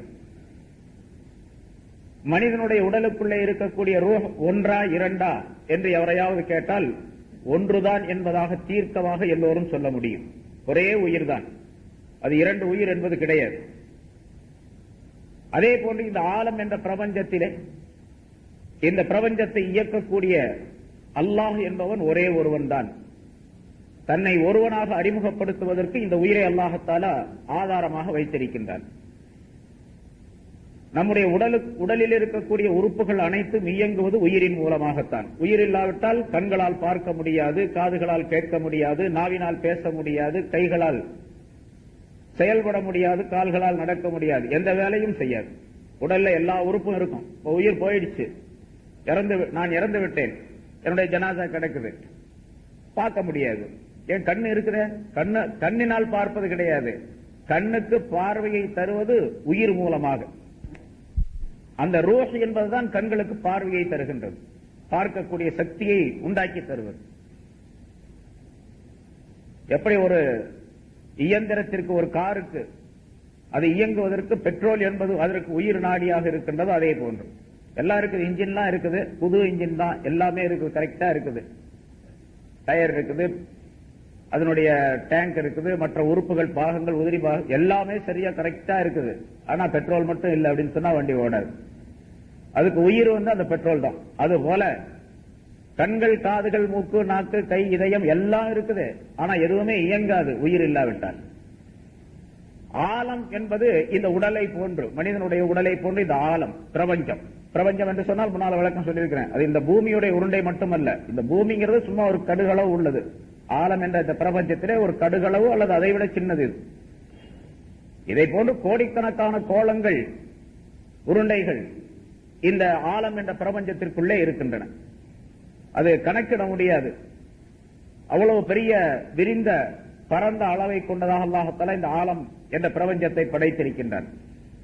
இதற்குள் இருக்கக்கூடிய எல்லா பொருள்களும் இயங்க வேண்டும் என்று சொன்னால், சூரியன் ஒளியை தர வேண்டும் என்றால், சந்திரன் தன்னுடைய குளிர்ச்சியை தர வேண்டும் என்றால், இந்த பூமி மற்ற கோளங்கள் எல்லாம் சுற்றி கொண்டு வர வேண்டும் என்றால், இதில் இருக்கக்கூடிய பொருள்கள் எல்லாம் அது அதனுடைய தன்மையுடன் நடந்து கொள்ள வேண்டும் என்றால், அது அல்லாஹ் என்ற ஒரு உயிரின் மூலமாகத்தான் முடியும். அல்லாஹ் இல்லாவிட்டா எதுவுமே. பூமியில ஒரு விதையை போடுறோம், அதிலிருந்து ஒரு செடி, ஒரு மரம் முளைத்து வருகின்றது என்று சொன்னால் அது தானாக முளைக்கல. அல்லாஹ் என்ற ரூஹ் அதற்கு இருக்கின்ற காரணத்தால் அல்லாஹுவை கொண்டுதான் அது முளைக்கின்றது. அல்லாஹ் முளையை செய்கின்றான். அதனால எல்லாமே அல்லாஹுவை கொண்டு ஆகக்கூடியதான். அல்லாஹ் அல்லாம எதுவுமே ஒரு அணுவும், அவனன்றி ஒரு அணுவும் அசையாது அப்படின்னு நம்ம சொல்றோம். ஆக எப்படி உயிர், உடலுடைய உறுப்புகள் இயங்குவதற்கு உயிர் கட்டாயமோ அதே போன்று அல்லாஹ் தஆலா இந்த ஆலம் என்ற பிரபஞ்சம் இயங்குவதற்கு, இதற்குள்ளே இருக்கக்கூடிய பொருள்கள் அனைத்தும் இயங்குவதற்கு அல்லாஹ் கட்டாயம் தேவை. அல்லாஹ் இல்லாம முடியாது. இப்ப அல்லாஹ் தனக்கு ஆதாரமாக தான் இருக்கின்றான், அவன் இருக்கின்றான் என்பதற்கு ஆதாரமாக மனிதனுக்குள்ளே இருக்கக்கூடிய ரூஹை அமைத்து வைத்திருக்கின்றான். அல்லாஹ் இருக்கிறான், உயிர் இருக்குது அப்படிங்கிறது நிச்சயம். அந்த உயிர் கருப்பா, சிகப்பா, வெள்ளையா, அது நெட்டையா, குட்டையா அப்படின்னு சொல்லி யாராவது சொல்ல முடியுமா? ஒரே ஒரு உயிர் தான், அத உடலுக்குள்ள இருக்குது. ஆனா அது எப்படி, எந்த தன்மை உடையதாக இருக்குது அப்படிங்கிறத யாராவது சொல்ல முடியுமா? சொல்ல முடியாது. அதே போன்று அல்லாஹ்வையும் சொல்லி காட்ட முடியாது. சரி, உயிர் என்பது இருக்கின்றது, அதை ஏதாவது ஒரு மற்றொரு பொருளை கொண்டு உணர்ந்து கொள்ள முடியுமா? அப்படி உணர்ந்து கொள்ளவும் முடியாது. கண்களால், காதுகளால், அதாவது ஐம்புலன்களால், கண்களால் பார்த்து தெரிவது, காதினால் கேட்டு தெரிவது, கையினால் தொட்டு தெரிவது, இப்படிங்கிற எந்த பொருளின் மூலமாகவும் அந்த உயிரை விளங்கிக் கொள்ள முடியாது. அதே போன்று அல்லாஹ்வையும் இந்த பிரபஞ்சத்தில் இருக்கக்கூடிய எந்த பொருளின் மூலமாகவும் விளங்கிக் கொள்ள முடியாது இந்த உலகத்தில் இருக்கக்கூடிய காலத்தில். ஆக இப்படி ஏராளமான விளக்கங்கள். உயிர் என்பது மனிதனுக்குள்ளே உயிரை அல்லாஹ் தஆலா வைத்திருப்பதற்கு, அல்லாஹ் தஆலா ஒருவன் என்பதற்கு சான்றாக இந்த உயிரை அமைத்து வைத்திருக்கிறான் என்பதற்கு விளக்கங்கள் சொல்லப்பட்டிருக்கின்றன. அந்த உயிர் நிச்சயமாக இந்த உடலை விட்டு ஒரு நாள் போய்த்தான் தீரும். மவுத் என்பதை அந்த மனிதன் சுவைத்துத்தான் தீர வேண்டும் என்பதை விஞ்ஞானிகள் அனைவருமே ஒத்துக்கொண்டிருக்கக்கூடிய ஒரு விஷயம். அறிவியலார் சொல்லக்கூடிய ஒரு காரணம், எல்லா உயிரும் இறந்துதான் தீர வேண்டும். உயிரினம் என்று சொன்னால் அந்த உயிரினத்திற்குள்ளே, ஒரு உயிருக்குள்ளே, இப்ப மனிதனை எடுத்துக்கொண்டால் மனிதன் ஒரு உயிர். இதுல மனிதனுடைய உயிர் இயங்குவதற்காக வேண்டி, அவன் உடல் இயங்குவதற்காக வேண்டி சூடு, குளிர்ச்சி, உஷ்ணம், குளிர்ச்சி என்ற இரண்டு பகுதிகளை அல்லாஹ் தஆலா ஆக்கி வைத்திருக்கின்றான். அந்த உஷ்ணமும் குளிர்ச்சியும் சரி சமமான நிலையில் மனிதனுடைய உடலுக்குள்ளே இருக்க வேண்டும். உஷ்ணம் எவ்வளவு இருக்க வேண்டுமோ அவ்வளவு இருக்க வேண்டும். எவ்வளவு இருக்கணும்? ஒரு மனிதனுடைய உடலுக்கு சூடு தேவை. சூடு இல்லாட்டிச்சுன்னா மையத்தா போயிடுவான். சூடு தேவை. அந்த சூடு 98.5 98 டிகிரி அது அவனுக்கு சூடு இருந்து கொண்டே இருக்கணும். கூட போச்சு காய்ச்ச வந்துருச்சுன்னு அர்த்தம், ஜுரம் வந்துருச்சு அவனுக்கு. 100 டிகிரி, 100, 101 அப்படின்னு சொன்னா கடுமையான ஜுரம், 102னா 110 சொன்னா ஆல் அவுட், கடுமையான ஜுரம் வந்துருச்சுன்னு சொல்லி. 98க்கு கீழே போயிடுச்சு அப்படின்னு சொன்னா ஜன்னி வந்துருச்சுன்னு அர்த்தம் அவனுக்கு. குளிர்ச்சி ரொம்ப அதிகமா போச்சு. இப்ப மனிதனுக்கு சூடு, உடல்ல சூடும் தேவை, குளிர்ச்சியும் தேவை. விஞ்ஞானிகள் சொல்லக்கூடிய பிலாசபி என்று சொல்லப்படக்கூடிய அறிவியல் சம்பந்தப்பட்ட அறிஞர்கள் சொல்லக்கூடிய கருத்து என்னவென்றால், இந்த உடலுக்குள்ள இருக்கக்கூடிய சூடும் குளிர்ச்சியும் ஒரு குறிப்பிட்ட காலம் வரைக்கும் சரிசமமாக இயங்கி வரும். பிறகு இந்த சூடு கொஞ்சம் கொஞ்சமாக அதிகமாகி அந்த குளிர்ச்சியை இல்லாமலாக்கி விடக்கூடிய ஒரு காலம் வரும், நேரம் வரும். ருதூபத் என்று சொல்லப்படக்கூடிய அந்த குளிர்ச்சியான தன்மையை இல்லாமல் ஆக்கிவிடும். அப்படி இல்லாமல் ஆக்கக்கூடிய நேரத்திலே மவுத் என்பது, மரணம் என்பது நிச்சயமாக இந்த உடலுக்கு ஏற்பட்டுவிடும். மவுத்துக்கு அவங்க தரக்கூடிய விளக்கம். ஆனா மவுத்து எப்படி வருது, இந்த உயிர் எப்படி போகுது அப்படின்னு யாரும் போன வாரம் உங்களுக்கு விளக்கம் சொல்லப்பட்டது. விஞ்ஞானிகள் எல்லாம் சேர்ந்து ஆய்வு செஞ்சாங்க, கடைசியில ஒண்ணும் முடியல. அது எப்படி போச்சு அப்படிங்கறதே தெரியாது அவங்களுக்கு. எவருமே கண்டுபிடிக்கப்பட முடியாத ஒன்று. அந்த மவுத்தை நிச்சயமாக சுவைத்தே தீர வேண்டும் என்று அல்லாஹ் சொல்லுகிறான். எவ்வளவு பெரிய கோட்டைக்குள்ளே நீங்கள் வலுவான கோட்டைக்குள்ளே இருந்தாலும் சரி, பைனமா தக்கூனும் யுதுரிக்கும் மவுத்து, முன்னால் உள்ள ஆயத்தில் சொல்லப்பட்டு இருக்கின்றது. நீங்கள் எங்கிருந்தாலும் மவுத்து உங்களை அடைந்தே தீரும் என்று அல்லாஹ் சொல்லி காட்டுகின்றான். ஆக நிச்சயமாக மவுத்து மனிதனுக்கு இருக்கின்றது. அந்த மவுத்துக்காக வேண்டி தன்னை தயார்படுத்திக் கொள்ள வேண்டும் என்பதை மனிதன் உணர்ந்து வாழ வேண்டும் என்பதற்காக வேண்டி அல்லாஹ் இந்த ஆயத்திலே சொல்லி காட்டுகின்றான். மவுத்தாகாமல் இறந்து விடாமல் ஒரு மனிதன் இருக்க வேண்டும் என்று சொன்னால் அது ரசூலுல்லாஹி ஸல்லல்லாஹு அலைஹி வஸல்லம் அவர்கள் இருந்திருக்க வேண்டும். அவர்கள் தான் இந்த உலகத்திற்கு மிக முக்கியமாக தேவைப்பட்டவர்கள். அவர்கள் இறந்து விட்டார்கள் என்று சொல்லும் பொழுது நிச்சயமாக எல்லா உயிர்களும் இறந்தே தீர வேண்டும் என்பது அங்கிருந்து விளக்கப்படுகின்றது என்பதாகவும் குறிப்பிடுகின்றார்கள். சென்ற வாரம் அது பற்றி சில விளக்கங்கள் சொல்லப்பட்டன. மவுத் என்பது நிச்சயமாக வருகின்ற காரணத்தால் அதை பற்றி மனிதன் நினைவு கொள்ள வேண்டும். மவுத் என்பது ஒரு மனிதனுக்கு மரணம் வரக்கூடிய நேரத்தில் அதற்கு முன்னதாக அந்த மனிதனுக்கு மரணத்தினுடைய நோய் ஏற்படும். மரணத்துடைய தருணத்திலே சக்ராத் என்பது ஏற்படும். அதற்கு பிறகு அந்த மனிதனுடைய உயிர் பிரியும். உயிர் பிரிந்த பின்னால் அவனுடைய ஜனாசா என்று அவனுக்கு பெயர் ஏற்படும். அந்த ஜனாசாவுக்கு சில கடமைகளை செய்ய வேண்டும் என்று ரசூலுல்லாஹி ஸல்லல்லாஹு அலைஹி வஸல்லம் சொல்லி காட்டுகின்றார்கள். ஜனாசா ஏற்பட்டு விட்டால் என்னென்ன செய்ய வேண்டும் என்பதை. பிறகு அந்த ஜனாசாவை குளிப்பாட்ட வேண்டும், கஃனிட வேண்டும், தொழ வைக்க வேண்டும், அதை அடக்கம் செய்ய வேண்டும். பிறகு அந்த ஜனாசாவுக்காக வேண்டி உயிரோடு இருக்கக்கூடியவர்கள் என்ன செய்ய வேண்டும் என்பது பற்றியுள்ள விளக்கங்களை எல்லாம் ரசூலுல்லாஹி ஸல்லல்லாஹு அலைஹி வஸல்லம் அவர்கள் சொல்லி காட்டுகின்றார்கள். இந்த ஆயத்திற்கு விளக்கம் எழுதக்கூடிய உலமாக்கள் குல்லு நஃப்ஸின் ஸாயிகத்துல் மௌத், ஒவ்வொரு ஆத்மாவும் மௌத்தை சுவைத்தே தீர வேண்டும் என்று சொல்லக்கூடிய இந்த ஆயத்தை நினைவு கொள்ளும் பொழுது, இதை பார்க்கும் பொழுது அந்த மௌத்துடைய எல்லா நிலைகளும் அந்த மனிதருக்கு வந்துவிட வேண்டும், நினைவில் வர வேண்டும், அதன்படி அமல் செய்வதற்கு இந்த உலகத்திலே தயாராக வேண்டும் என்பதை இந்த ஆயத்து சுட்டி காட்டுகின்றது என்பதாக விளக்குகின்றார்கள். ஒரு மனிதனுக்கு மரணம் வந்துவிட்டால் அந்த மரணத்தினுடைய நேரத்திலே அவனுக்கு சக்ராத்துல் மௌத், மௌத்துடைய சக்ராத், கடுமையான நிலை என்று ஒன்று ஏற்படும். சென்ற வாரம் அந்த ஆயத்து உங்களுக்கு சொல்லப்பட்டது. வஜாஅத் சக்ரத்துல் மௌத் பில் ஹக், மௌத்துடைய சக்ராத் கடினமான நிலை என்பது நிச்சயமாக உண்மையாக அது வந்தே தீரும் என்று அல்லாஹ் தஆலா சொல்லுகின்றான். ஸல்லல்லாஹு அலைஹி வஸல்லம் அவர்கள் சொல்லுகின்றார்கள், இன்னலில் மௌத்தி லசக்ராத்தின், மௌத்துக்கு சக்ராத் என்பது நிச்சயமாக உண்டு. சக்ராத் என்று சொன்னால் கடினமான ஒரு நிலை. மரண சமயத்திலே ஏற்படக்கூடிய நிலைக்கு பேர் சக்ராத் என்பதாக சொல்லப்படும். அது அல்லாத நேரத்தில் எவ்வளவு கஷ்டம் ஏற்பட்டாலும் சரி, அதுக்கு பேர் சக்ராத்னு சொல்றதில்லை. ஏன்னு கேட்டா அந்த சக்ராத் என்ற அந்த கடினமான நிலை இருக்கு பாருங்க, அது போல மனிதன் உயிரோடு இருக்கக்கூடிய நேரத்தில் கடினமான நிலை வர்றதே கிடையாது. அவ்வளவு கடினமான நிலை வர்றதே கிடையாது.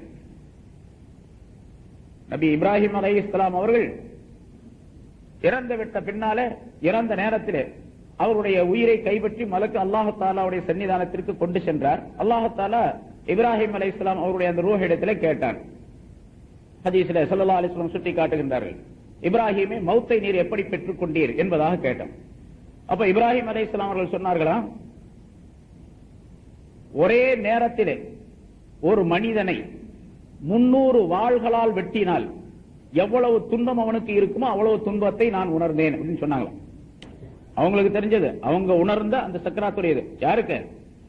கலீலுல்லாஹ், அல்லாஹுடைய நேசர் என்று பட்டம் கொடுக்கப்பட்டவர் அல்லாஹ்வினால், அல்லாஹ் தஆலாவினால் மிகப்பெரிய நபியாக அனுப்பப்பட்டவர்.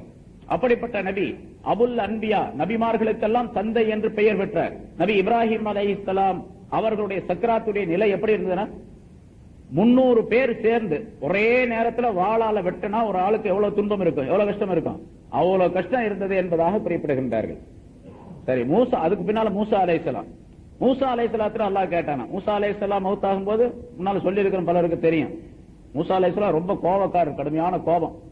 எவ்வளவு கோபம் வரும்னு கேட்டா, கோபம் வரக்கூடிய நேரத்தில் அந்த முடிகள் எல்லாம் அப்படி சிலிர்த்து நின்று கொள்ளும். முடி சிலிர்க்கிறது அப்படின்னு சொல்ற மாதிரி இருக்கு, அப்படி முடியெல்லாம் நட்டுக்கிட்டு நிக்குமா. நமக்கெல்லாம் முடி இந்த கை காலில் இருக்கக்கூடிய முடியெல்லாம் சிலிர்த்து அப்படி நேரம் நிற்கும். மூசா அலைஹிஸ்ஸலாத்துக்கு தலையில இருக்கிற முடியெல்லாம் நேரம் நின்றுக்குமா கோபம் வந்துச்சுன்னா, அவ்வளவு கோபம் வரும். அதனால தலப்பா கட்டி இருப்பாங்க, கோபம் வந்துச்சுன்னா தலப்பா கீழே விழுந்துருவான். அந்த மாதிரி கோபம் வரும். மலக்குல் மௌத் உயிரை கைப்பற்றக்கூடிய இஸ்ராயீல் அலைஹிஸ்ஸலாம் வந்து அல்லாஹ் தஆலா உங்க ரூஹை கைப்பற்றிட்டு வர சொன்னான் அப்படின்னு சொல்லி சொன்னாங்க. இவர் வந்த உடனே முதல்ல எங்க வந்தீங்க சலான்னு சொல்லி இந்த மாதிரி வந்திருக்கிறேன் அப்படி இப்படின்னு சொன்னார். உடனே வந்த உடனே ஒரு உங்களை ரூஹை கைப்பற்றி கொண்டு வரும்படியா அல்லாஹ் சொன்னான்னு சொன்ன உடனே மூசா அலைஹிஸ்ஸலாத்துக்கு கோபம் வந்துருச்சு. உடனே ஓங்கி ஒரு அடி விட்டார். யார? மலக்குல் மௌத்த. ஸல்லல்லாஹு அலைஹி வஸல்லம் சொல்லுகின்றார், ஹதீஸ்ல வருது. ஓங்கி ஒரு அடி கொடுத்தாங்க. அடி கொடுத்த உடனே ஒரு கண்ணு அப்படியே ஓட்டையா போச்சு. அவங்க மனித வடிவத்தில் வந்தாங்க, வந்ததுனால அடி கொடுத்த உடனே கண்ணு ஒரு கண்ணு போயிடுச்சு. அப்படியே கண்ணை பிடிச்சிக்கிட்டு அவர் அல்லாஹ்ட்ட போயிட்டார்.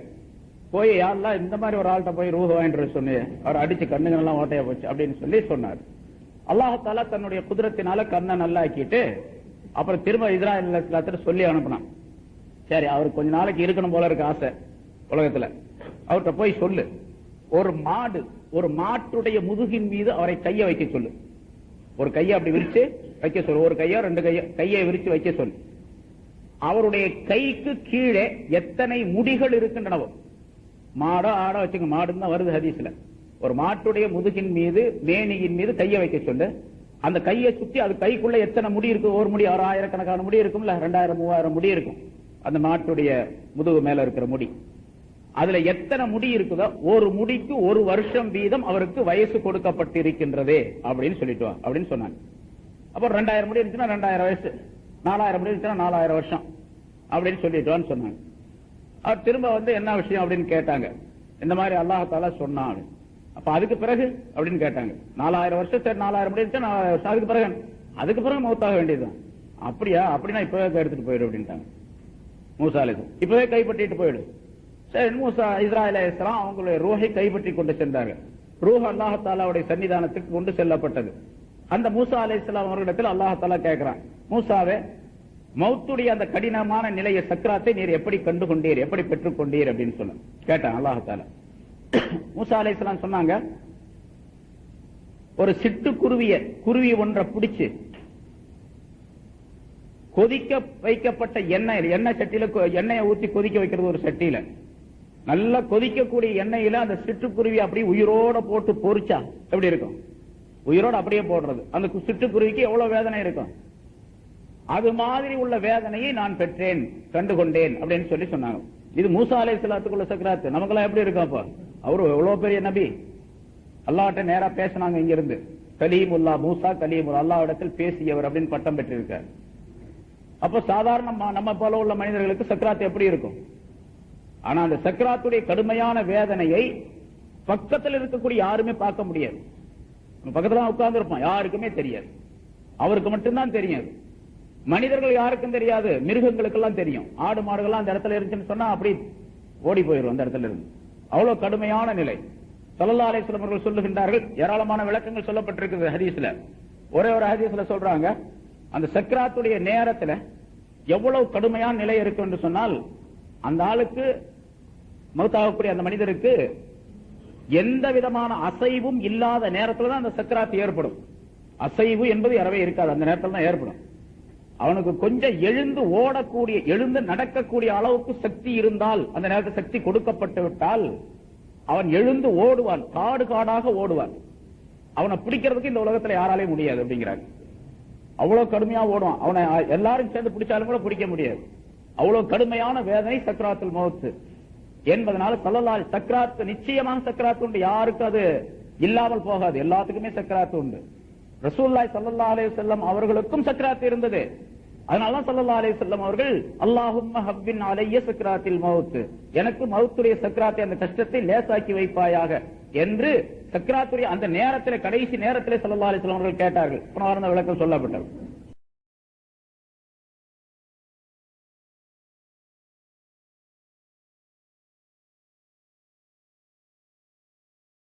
சக்கராத், மௌத்துக்கு சக்கராத் என்பது நிச்சயமாக உண்டு என்பதாக சொல்லுகின்றார்கள்.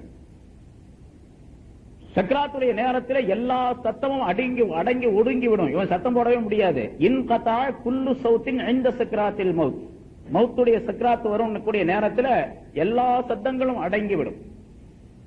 ஸல்லல்லாஹு அலைஹி வஸல்லம் அதனால துஆ அடிக்கடி இந்த சக்கராத்துடைய நேரத்தில் ஏற்படக்கூடிய வேதனையை விட்டும் பாதுகாக்குமாறு துஆ கேட்டிருக்கின்றார்கள். அந்த ரூஹ் எப்படி வாங்கப்படுகின்றது, எப்படி எடுக்கப்படுகின்றது என்பதையும் அந்த துஆவுடைய வாசகங்களின் மூலமாக நபி அவர்கள் நமக்கு சொல்லி காட்டுகின்றார்கள். அல்லாஹும்ம இன்னக தஅഖுது ரூஹ மின் பைனில் அஸபி வல் கஸபி. யா அல்லாஹ், ரூஹ் என்ற அந்த உயிரை நரம்புகளுக்கும் எலும்புகளுக்கும் மத்தியில் இருந்து அதை நீ எடுக்கின்றாய். வல் அனாமில், விரல்களுடைய அந்த ஒவ்வொரு பகுதியில் இருந்தும் அதை நீ உருவி எடுக்கின்றாய் உயிரை. அல்லாஹும்ம அஇன்னி அலல் மௌத் வஹவ்வின்ஹு அலைய. யா அல்லாஹ், மௌத்தின் மீது எனக்கு நீ உதவி புரிவாயாக, அதை எனக்கு லேசாக்கி வைப்பாயாக என்று ஸல்லல்லாஹு அலைஹி வஸல்லம் துஆ கேட்டார்கள் என்று துஆவிலே குறிப்பிடப்படுகின்றது. ரூஹ் என்பது உடலுக்குள்ளிருந்து உயிர் உருவி எடுக்கப்படக்கூடிய நிலை. ஸல்லல்லாஹு அலைஹி வஸல்லம் அவர்கள் மற்றொரு ஹதீஸிலே சொல்லுகின்றார்கள், ஒரு மூமினான மனிதனாக இருந்தால் ஹஜ்ரத் இஸ்ராயீல் அலைஹிஸ்ஸலாம் அவர்கள் வந்து அல்லாஹ்வுடைய நல்லடியாருடைய உடலுக்குள்ளே இருக்கக்கூடிய இனிமையான ரூஹே, நீ அல்லாஹ்வுடைய ரஹமத்தின் பக்கம் வெளிப்பட்டு வருவாயாக அப்படின்னு அந்த ரூஹை கூப்பிடுறாரு. அது ரொம்ப ஆனந்தமான முறையில் அது வெளிவருகின்றது. அது எப்படி வருகின்றது, ஒரு மூமினான மனிதனுடைய உடலுக்குள் இருக்கக்கூடிய ரூஹ் எப்படி வருகின்றது அப்படிங்கிறதுக்கு ஸல்லல்லாஹு அலைஹி வஸல்லம் ஒரு உதாரணம் சொல்லுகின்றார்கள். ஒரு தோல் பையில தண்ணீர் நிரப்பப்பட்டு இருக்கின்றது. அந்த தோல் பையினுடைய வாய் கட்டப்பட்டு இருக்கின்றது, கயிற்றால் கட்டப்பட்டு இருக்கின்றது. அந்த கட்டப்பட்ட பையினுடைய கயிற்றை அவிழ்த்து விட்டு அந்த பையை தலைகீழாக கவிழ்த்தால் தண்ணீர் எப்படி தங்குதடையின்றி வெளியே ஓடி வருகின்றதோ அதே போல மூமினான மனிதனுடைய ரூஹ் ஓடி வருகின்றது, வெளியே வந்து லேசா ஓடி வந்துருது. அதை எடுத்துக்கிட்டு போயிடுவார். அது பின்னால் நிறைய விளக்கங்கள் சொல்ல சொல்லும். ஒரு காபிரான மனிதனுடைய ரூஹா இருந்தால் அல்லது பாவம் செய்த மனிதனுடைய ரூஹாக இருந்தால் இஸ்ராயீல் அலைஹிஸ்ஸலாம் அவர்கள் கூப்பிடுறாங்க, பாவியான மனிதனுடைய உடலுக்குள்ளே இருக்கக்கூடிய கெட்ட ரூஹே, நீ அல்லாஹ்வுடைய தண்டனையின் பக்கம் வெளியாகி வருவாயாக அப்படின்னு கூப்பிடுறாரு. அது அங்கே எங்கேயும் போய் ஓடி ஒளியுதும், வெளியே வர்றதில்லை, போய் ஒளியுது. கடைசியாக இஸ்ராயீல் அலைஹிஸ்ஸலாம் அவர்கள் தங்களுடைய அவர்களுக்கு கொடுக்கப்பட்ட அந்த சக்தியை கொண்டு அந்த உயிரை பிடித்து வேகமாக இழுத்து வெளியே கொண்டு வருகின்றார். அதற்கு உதாரணத்தை ரசூலுல்லாஹி ஸல்லல்லாஹு அலைஹி வஸல்லம் இப்படி சொல்லி காட்டுகின்றார்கள். ஒரு மெல்லிய துணி, இந்த மாதிரி நான் மேல போட்டிருக்கேன், இந்த மாதிரி துண்டு லேசான துணி, கடுமையான முள் நிறைந்த முள் செடிகள், முள்ளு செடி நிறைய முள்ளா இருக்கு, ஒரு செடி முள் செடி, இந்த கருவேல முள்ளுன்னு சொன்னாங்க, அந்த மாதிரி நிறைய முள் இருக்குது. இந்த மெல்லிய துணி அப்படி விரிச்சு அந்த முள்ளு மேல அப்படி தூக்கி போட்டா அந்த முள்ளெல்லாம் போய் அதுல குத்திக்குமே இல்லையா? அந்த துணியை ஒரு பக்கத்தை ஒரு மூளையை பிடிச்சி வேகமாக இழுத்தா, ரொம்ப வேகமா இழுக்கணும். இழுத்தா எப்படி இருக்கும்? அப்ப அந்த துணி என்ன ஆகும்? டார் டாரா கிழிச்சுக்கிட்டு வந்து துண்டு துண்டா போயிடும். அது மாதிரி அந்த ரூஹை எடுக்கிறாங்க. அந்த துணியை எப்படி இழுத்து அந்த துணி கிழிஞ்சு போயிடுதோ அதை போல அந்த ரூஹ் எடுக்கப்படுகின்றது. பிறகு நரகத்திலிருந்து கொண்டு வரப்பட்ட கஃனிலே அது சுருட்டப்பட்டு அல்லாஹ்வுடைய சன்னிதானத்திற்கு கொண்டு செல்லப்படுகின்றது. அது நீண்ட விளக்கத்தை பிறகு ஸல்லல்லாஹு அலைஹி வஸல்லம் சொல்லி காட்டுகின்றார். இது ரூஹ் நிச்சயமாக ஒவ்வொரு மனிதனுடைய உடலிலிருந்து எடுக்கப்படும். மூமினா இருந்தால் லேசா இருக்கும், காபிரா இருந்தால் பாவம் செய்த மனிதனாக இருந்தால் இப்படி கடுமையாக இருக்கும். அதனாலதான் ஸல்லல்லாஹு அலைஹி வஸல்லம் அவர்கள் அடிக்கடி துஆ செய்து கொண்டே இருப்பார்கள். அந்த மௌத்துடைய நேரத்தில் ரூஹ் வெளியாக்கப்படக்கூடிய நேரத்தில் லேசாக இருக்கக்கூடிய பாக்கியம் கிடைக்கணும். அல்லாஹும்ம பாரிக் லீ ஃபில் மௌத் வ ஃபீமா பஅதல் மௌத் அப்படின்னு ஸல்லல்லாஹு அலைஹி வஸல்லம் துஆ கேட்பாங்க. யா அல்லாஹ், மௌத்திலே எனக்கு நீ பரக்கத்தை செய்வாயா, மௌத்துக்கு பின்னால் உள்ள நிலைகளிலும் எனக்கு நீ பரக்கத்தை செய்வாயாக. பரக்கத்து செய்யறது அப்படின்னு சொன்னா அதுல ஒரு சுகமான நிலையை உண்டாக்கி தருவாயாக அப்படின்னு அர்த்தம். இந்த சக்ராத்துடைய நிலை இருக்கின்றதே, இது ஒரு மனிதனுக்கு ஏற்படுவதற்கு அவன் எவ்வளவு பாவங்கள் செய்திருக்கின்றான், ஒரு மூமினான மனிதனாக இருந்தால் அவனுடைய பாவத்திற்கு தக்கவாறு கடுமையான நிலை ஏற்படும். அது ஏன்னு கேட்டா அந்த பாவங்களுக்கு பரிகாரமாக அந்த கடுமையான நிலை ஏற்பட்டுவிடும். இவனுடைய பாவங்கள் அங்கேயே போக்கப்பட வேண்டும். இவன் இறப்பதற்குள்ளாக இவனுடைய ரூஹ் பிரிவதற்குள்ளாக இவனுடைய ரூஹ் எடுக்கப்படுவதற்கு முன்னதாக இவனுடைய பாவங்கள் எல்லாம் நீக்கப்பட வேண்டும் என்று அல்லாஹ் தஆலா நாடிவிட்ட காரணத்தால் அந்த மனிதனுக்கு அந்த சக்ராத்துடைய நிலை கடுமையாக்கப்படுகின்றது என்பதாக குறிப்பிடுகின்றார்கள். முன்னாலும் பல தடவை சொல்லி இருக்கிறார்கள். ஸல்லல்லாஹு அலைஹி வஸல்லம் அவர்கள் சொல்லுகின்றார்கள், இன்னல் அப்தல யுஆலஜு கர்பல் மௌத், மௌத்துடைய துன்பத்தின் மூலமாக ஒரு மனிதன், ஒரு அடியான் அவன் சிகிச்சை செய்யப்படுகின்றான். சக்ராத்தில் மௌத், மௌத்துடைய சக்ராத்தை கொண்டும் அந்த மனிதன் சிகிச்சை அளிக்கப்படுகின்றான்.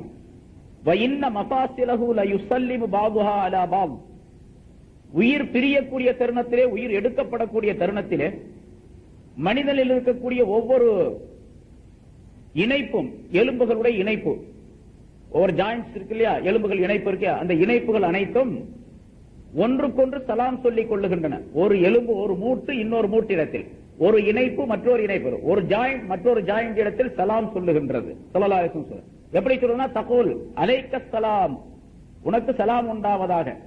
ஸல்லல்லாஹு அலைஹி வஸல்லம் அவர்கள் உயிரோடு இருக்கக்கூடியவர்களுக்கு அஸ்ஸலாமு அலைக்கும் சொல்லணும். இறந்து விடக்கூடிய அந்த மனிதர்களுக்கு ஜனாசாவை பார்த்து அலைக்க சலாம் என்று சொல்லணும். இது அறியாமை காலத்திலும் கூட சொல்லப்பட்டுக் கொண்டிருந்தது என்பதாக வரலாற்றிலே குறிப்பிடப்படுகின்றது. அதை ஸல்லல்லாஹு அலைஹி வஸல்லம் இந்த ஹதீஸிலே சொல்லி தருகின்றார்கள். அந்த உறுப்பு, அந்த ஜாயிண்ட், ஒரு ஜாயிண்ட் மற்றொரு ஜாயிண்ட் இடத்திலே, ஒரு இணைப்பு மற்றொரு இணைப்பிடத்திலே சொல்லுகின்றது அலைக்க சலாம், உனக்கு சலாம் உண்டாவதாக. துஃபாரிகுனி உஃபாரிகுக இலா யௌமில் கியாமா, என்னை நீ பிரிந்து விட போகின்றாய், நான் உன்னை பிரிந்து விட போகின்றேன், எதுவரைக்கும்? கியாமத் நாள் வரைக்கும். அதுக்கு பின்னால் ரெண்டு பேரும் ஒன்னா சந்திப்போம் என்று இந்த ஜாயிண்ட், அந்த ஜாயிண்ட் இடத்துல முழங்கால்னா அது ஒரு ஜாயிண்ட், கீழே அதுக்கு கீழே கணுக்கால பிடிச்சா அது ஒரு ஜாயிண்ட். இப்ப முழங்கால் என்ன பண்ணும்? கணுக்கால் இடத்துல சொல்லும், இந்த மாதிரி உன்னை விட்டு நான் பிரிய போறேன், என்னை விட்டு நீ பிரிய போற, கியாமத் நாள் வரைக்கும் நம்ம ரெண்டு பேரும் பிரிஞ்சிருப்போம், கியாமத் நாள் வரும்போது ரெண்டு பேரும் ஒன்னா சேருவோம் அப்படின்னு சொல்லி. அதாவது இந்த ரூஹ் வேறொரு உடலிலே செலுத்தப்படும் இல்லையா, நம்மள மாதிரி இன்னொரு உடல் தயார் செய்யப்பட்ட அந்த உடல்ல இருக்கும் பின்னால. அந்த நேரத்தில் இந்த எலும்புகள்லாம், இந்த ஜாயிண்ட்ஸ் எல்லாம் அந்த உயிருக்கு உள்ளதாக கொடுக்கப்படும். அது வரைக்கும் நம்ம பிரிஞ்சிருப்போம் என்பதாக சலாம் சொல்லிக் கொள்ளும் என்பதாக ரசூலுல்லாஹி ஸல்லல்லாஹு அலைஹி வஸல்லம் சொல்லுகின்றார்கள். மவுத் என்பது ஒரு மூமினான மனிதனாக இருந்து விட்டால் அந்த மனிதனுக்கு அது ரொம்ப ஆனந்தமான நிலை. நமக்கு தான் ரொம்ப பயமா இருக்குது, மௌத்தா போயிட்டா என்ன பண்றது அப்படின்னு சொல்லிட்டு. மௌத்த வந்தா இப்ப என்ன பண்றது? யாராவது தயாரா? உன்னை பல தடவை கேட்டிருக்கிறேன், இப்பவே மௌத்தா போகணும், வீட்டுக்கெல்லாம் போக கூடாது அப்படின்னா யாரு தயாரா இருக்கிறான்? யாருக்குமே பிரியம் இருக்காது. இப்பவே மௌத்தா போகணும், வெளியே போறதுக்குள்ள ஜனாசாவை தான் தூக்கிட்டு போகணும் அப்படின்னு இருக்குன்னு வச்சுங்க. அப்படி யாருமே பிரியப்பட மாட்டாங்க. ஆனா நல்லடியார்கள் எப்பொழுதுமே தயார் நிலையில் இருப்பாங்க. ஏன்னு கேட்டா, மவுத் என்பதுதான் அல்லாஹ்விடத்தில் இருக்கக்கூடிய வெகுமதிகளை பெறுவதற்கு வழியாக, சாதனமாக, காரணமாக ஆக்கப்பட்டிருக்கிறது. மவுத் இல்லாம அல்லாஹ்விடத்தில் இருக்கக்கூடிய அந்த சொர்க்கத்தினுடைய வாழ்க்கை, இனிமையான வாழ்க்கையை பெற முடியாது. அந்த வாழ்க்கை என்பது பின்னால் அல்லாஹ் தஆலா இந்த ஆயத்தினுடைய அடுத்த பகுதியிலே சொல்லுகின்றான், அது ரொம்ப இனிமையான ஒரு வாழ்க்கை. அதே போல ஒரு வாழ்க்கை இந்த உலகத்திலே ஒரு மனிதன் தன்னுடைய கண்களால், காதுகளால் எதிலையுமே உணர்ந்திருக்க முடியாது. அப்படிப்பட்ட ஒரு அற்புதமான வாழ்க்கை இருக்கின்றது. அதை பெறுவதற்கு மவுத்து தான் இடைநிலையாக இருந்து கொண்டு இருக்கிறது. அதனால ஸல்லல்லாஹு அலைஹி வஸல்லம் அவர்கள் சொல்லுகின்றார்கள், இன்னல் மௌத்த ஜஸ்ருன், மவுத் என்பது ஒரு பாலம், ஒரு பிரிட்ஜ். யூசிலுல் ஹபீப இலல் ஹபீப், நேசனை நேசனோடு சேர்த்து வைக்கும் பாலம் அது. அந்த பாலத்தின் வழியா போனா தான் போய் நேசனை அடையலாம், நம்முடைய நண்பனை போய் சேரலாம், அதாவது அல்லாஹ் தஆலாவை போய் சேரலாம். மவுத்தை கொண்டுதான் அல்லாஹ்விடத்தில் இருக்கக்கூடிய பெரிய வெகுமதி கிடைக்க பெறக்கூடிய நிலை அந்த மனிதனுக்கு ஏற்படும். அதனால மவுத் என்பதை மூமினான மனிதராக இருந்தால் நிச்சயமாக விரும்புவார். அல்லது பாவங்கள் செய்து விட்டாலும் கூட பாவங்களுக்கு பரிகாரம் தேடி தௌபா செய்து தன்னை சுத்தப்படுத்தி தயார் நிலையில் இருக்கக்கூடிய மனிதருக்கு எந்த விதமான பிரச்சனையும் இல்லை. மற்றவங்க தான் பயப்படணும், மூமினாக இருந்தால் பயப்பட வேண்டிய அவசியமே இல்லை. ஸல்லல்லாஹு அலைஹி வஸல்லம் மற்றொரு ஹதீஸ்ல சொல்றாங்க, இஸ்னானி யக்ரஹுமா இப்னு ஆதம், ரெண்டு விஷயங்களை ஆதமுடைய மகன் வெறுக்கிறான், மனுஷன் வெறுக்கிறான். ரெண்டு விஷயங்களை, யக்ரஹுல் மௌத்த, மௌத்த வெறுக்கிறான் மனுஷன். வல் மௌத்து கைருல் லில் மூமின் மினல் ஃபித்னா, ஆனா மௌத் என்பது மூமினுக்கு அதுதான் நல்லது. இந்த உலகத்தில் உள்ள ஃபித்னாவை விட, உலகத்தில் இருக்கக்கூடிய ஃபித்னாவை விட மௌத்து வர்றதுதான் நல்லது. அதனால எல்லாருமே மௌத்தா போயிடும் அப்படின்னு கேட்க கூடாது. யாரெல்லாம் என்னை சீக்கிரமா மௌத்தாக்கிற, அந்த காணிக்கை கிடைக்கிறதுக்காக வேண்டி அப்படின்னு கேட்க கூடாது. அதுக்கும் ஸல்லல்லாஹு அலைஹி வஸல்லம் வழிமுறையை சொல்லி தந்திருக்கிறாங்க. சிரமம் ஏற்பட்டுச்சு, கஷ்டம் ஏற்பட்டுச்சு, யாரெல்லாம் இந்த உலகத்துல என்ன வச்சிருக்காதே, இவ்வளவு கஷ்டமா இருக்க, என் பொண்டாட்டி என்ன இவ்வளவு தொந்தரவு செய்யறாளே, என் பிள்ளைகளா அப்படி கஷ்டப்படுத்துறாங்களே, எனக்கு காசு கிடைக்க மாட்டேங்குதா, வியாபாரம் சரியில்லை, எனக்கு சீக்கிரம் மௌத்தாக்கி அப்படின்லாம் கேட்க கூடாது. அப்படி கேட்கணும் அப்படின்னு யாருக்காவது விருப்பம் இருந்துச்சுன்னு சொன்னா, உலகத்துல கஷ்டமா இருக்குது, இருக்கிறது வீட்டுல கஷ்டம், நாட்டுல கஷ்டம், இப்படி எல்லாத்தையும் கஷ்டமா இருக்குது, ரொம்ப சிரமப்பட்டு இருக்கிறாரு அப்படின்னு சொன்னா, அப்படி கேட்கறதா இருந்தா இப்படி கேளுங்க, யா அல்லாஹ், நான் வாழ்வது, நான் உயிரோடு இருப்பது நன்மை என்பதாக நீ நினைத்திருந்தால், நீ விளங்கி இருந்தால் என்னை உயிரோடு வாழச் செய்வாயாக. நான் இறந்து விடுவதுதான் நல்லது என்று நீ நினைத்தால் என்னை மௌத்தாக்கி விடுவாயாக. இந்த உலகத்துடைய குழப்பங்களில் அகப்படாமல் என்னை நீ மௌத்தாக்கி விடுவாயாக அப்படின்னு ஸல்லல்லாஹு அலைஹி வஸல்லம் கேட்க சொல்றாங்க. அப்படி கேட்டுக்கலாம். அது அல்லாஹ்வுடைய விருப்பத்துல விட்டுறது இல்ல. என்ன மௌத்தாக்குறது நல்லதுன்னா நீ மௌத்தாக்கு, உயிரோட வைக்கிறதுனா உயிரோட வை என்று அல்லாஹ்விடத்துல ஒப்படைச்சிடுறது, அதை செய்யலாம். மனிதன் பொதுவாகவே மௌத்தை வெறுக்கக்கூடிய நிலை இருக்கின்றது. ஆனா மௌத் என்பது மூமினுக்கு ரொம்ப ஹைரானது ஃபித்னாவை விட. ஃபித்னானா என்ன? உலகத்துல இருக்கிறது எல்லாமே ஃபித்னா தான். காசு நிறைய இருக்குதுங்க, பணம் நிறைய சம்பாதிக்கிறாரு ஒருத்தர், அந்த பணமே ஃபித்னா தான் இருக்கு. நிறைய குழந்தைகள் எல்லாம் இருக்கிறாங்க, ஆம்பளை பிள்ளை பொம்பளை பிள்ளை இல்ல எல்லாமே ஆம்பளை பிள்ளைங்களா இருக்குதுன்னு வச்சுங்க, எல்லாமே ஃபித்னா தான். அல்லது அழகான பெஞ்சாதீங்க, நம்ம சொல்றதை தட்டுறதே கிடையாது, அப்படி அந்த மாதிரி ஒரு அற்புதமான மனைவி கிடைச்சது, அதுவும் ஃபித்னா தான். அல்லாஹ் தஆலா குர்ஆன்ல சொல்லி தருங்க, இன்னமா அம்வாலுக்கும் வஅவுலாதுக்கும் ஃபித்னா, உங்களுடைய பொருள்களும் உங்களுடைய மக்களும் ஃபித்னா, குழப்பம் உண்டாக்கக்கூடியது உங்களுக்கு. வ இன்ன மின் அஸ்வாஜிக்கும் வஅவுலாதிக்கும் அதுவல்லக்கும் ஃபஹதரூஹும், உங்களுடைய மனைவி உங்களுடைய மக்களில் இருந்தே உங்களுக்கு எதிரிகள் இருக்கிறார்கள், ரொம்ப ஜாக்கிரதையா இருந்துங்க அவங்கள்ட்ட என்று அல்லாஹ் தஆலா சொல்லுகின்றான். மனைவி மக்கள்லயே எதிரி இருக்கிறாங்க, அவங்க தான் எதிரி, உங்களுக்கு முதல் எதிரி. வீட்டுக்குள்ளதான் முதல் எதிரி, அப்புறம் இரண்டாவது வெளியே எதிரி. அதனால ரொம்ப ஜாக்கிரதை, ஃபஹதரூஹும், அவர்களை ஜாக்கிரதையாக அவரிடத்தில் இருந்து கொள்ளுங்கள் என்று அல்லாஹ் தஆலா எச்சரிக்கை செய்கின்றான். ஆக மவுத் என்பது மனிதன் வெறுக்கிறான், ஆனா மவுத் வர்றதா மூமினுக்கு ரொம்ப நல்லது, மூமினா இருந்தா அது நல்லது தானே. சரி, இன்னொன்னு என்ன, ரெண்ட வெறுக்கிறான்னு சொன்னாங்கல்ல, வயக்ரஹு கில்லத்தல் மால், பொருள் குறைவாக இருப்பதை வெறுக்கிறான். என்ன வருமானமே இல்ல, ஒரு நாளைக்கு 20 ரூபா தான் 50 ரூபா தான் சம்பாதிக்கணும், ஏதோ அரை குறையா கஞ்சி குடிச்சிட்டு இருக்க அப்படின்னு சொல்லி சொல்றான். ரொம்ப குறைவான காசு தான் கிடைக்குது அப்படின்னு சொல்லி மனுஷன் பொருள் குறைவாக இருப்பதை மனிதன் வெறுக்கிறான்.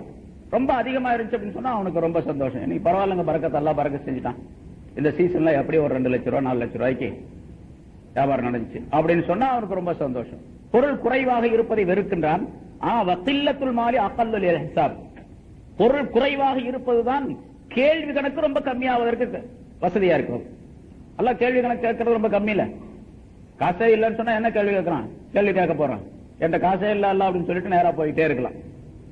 இப்ப நம்ம இதுல இருந்து வெளிநாட்டுல இருந்து வர்றோம், கஸ்டம்ஸ்ல வந்த உடனே ஒட்டி ஒண்ணுமே கொண்டு வரல, ஒரே ஒரு சூட்கேஸ் தான், துணிமணி தான், பழைய துணிமணி மட்டும் தான் உள்ள வச்சிருக்கிறோம், நேரா கிரீன் சேனல்ல அப்படி வந்துடலாம். அங்க போய் அவனுக்கு கேள்வி பதில் எல்லாம் சொல்லிட்டு இருக்க, பொட்டி துற அதை துற இதை துற, இதுல என்ன வச்சிருக்க அதுல என்ன வச்சிருக்க நோண்டி பார்க்க வேண்டிய அவசியம் இல்லை.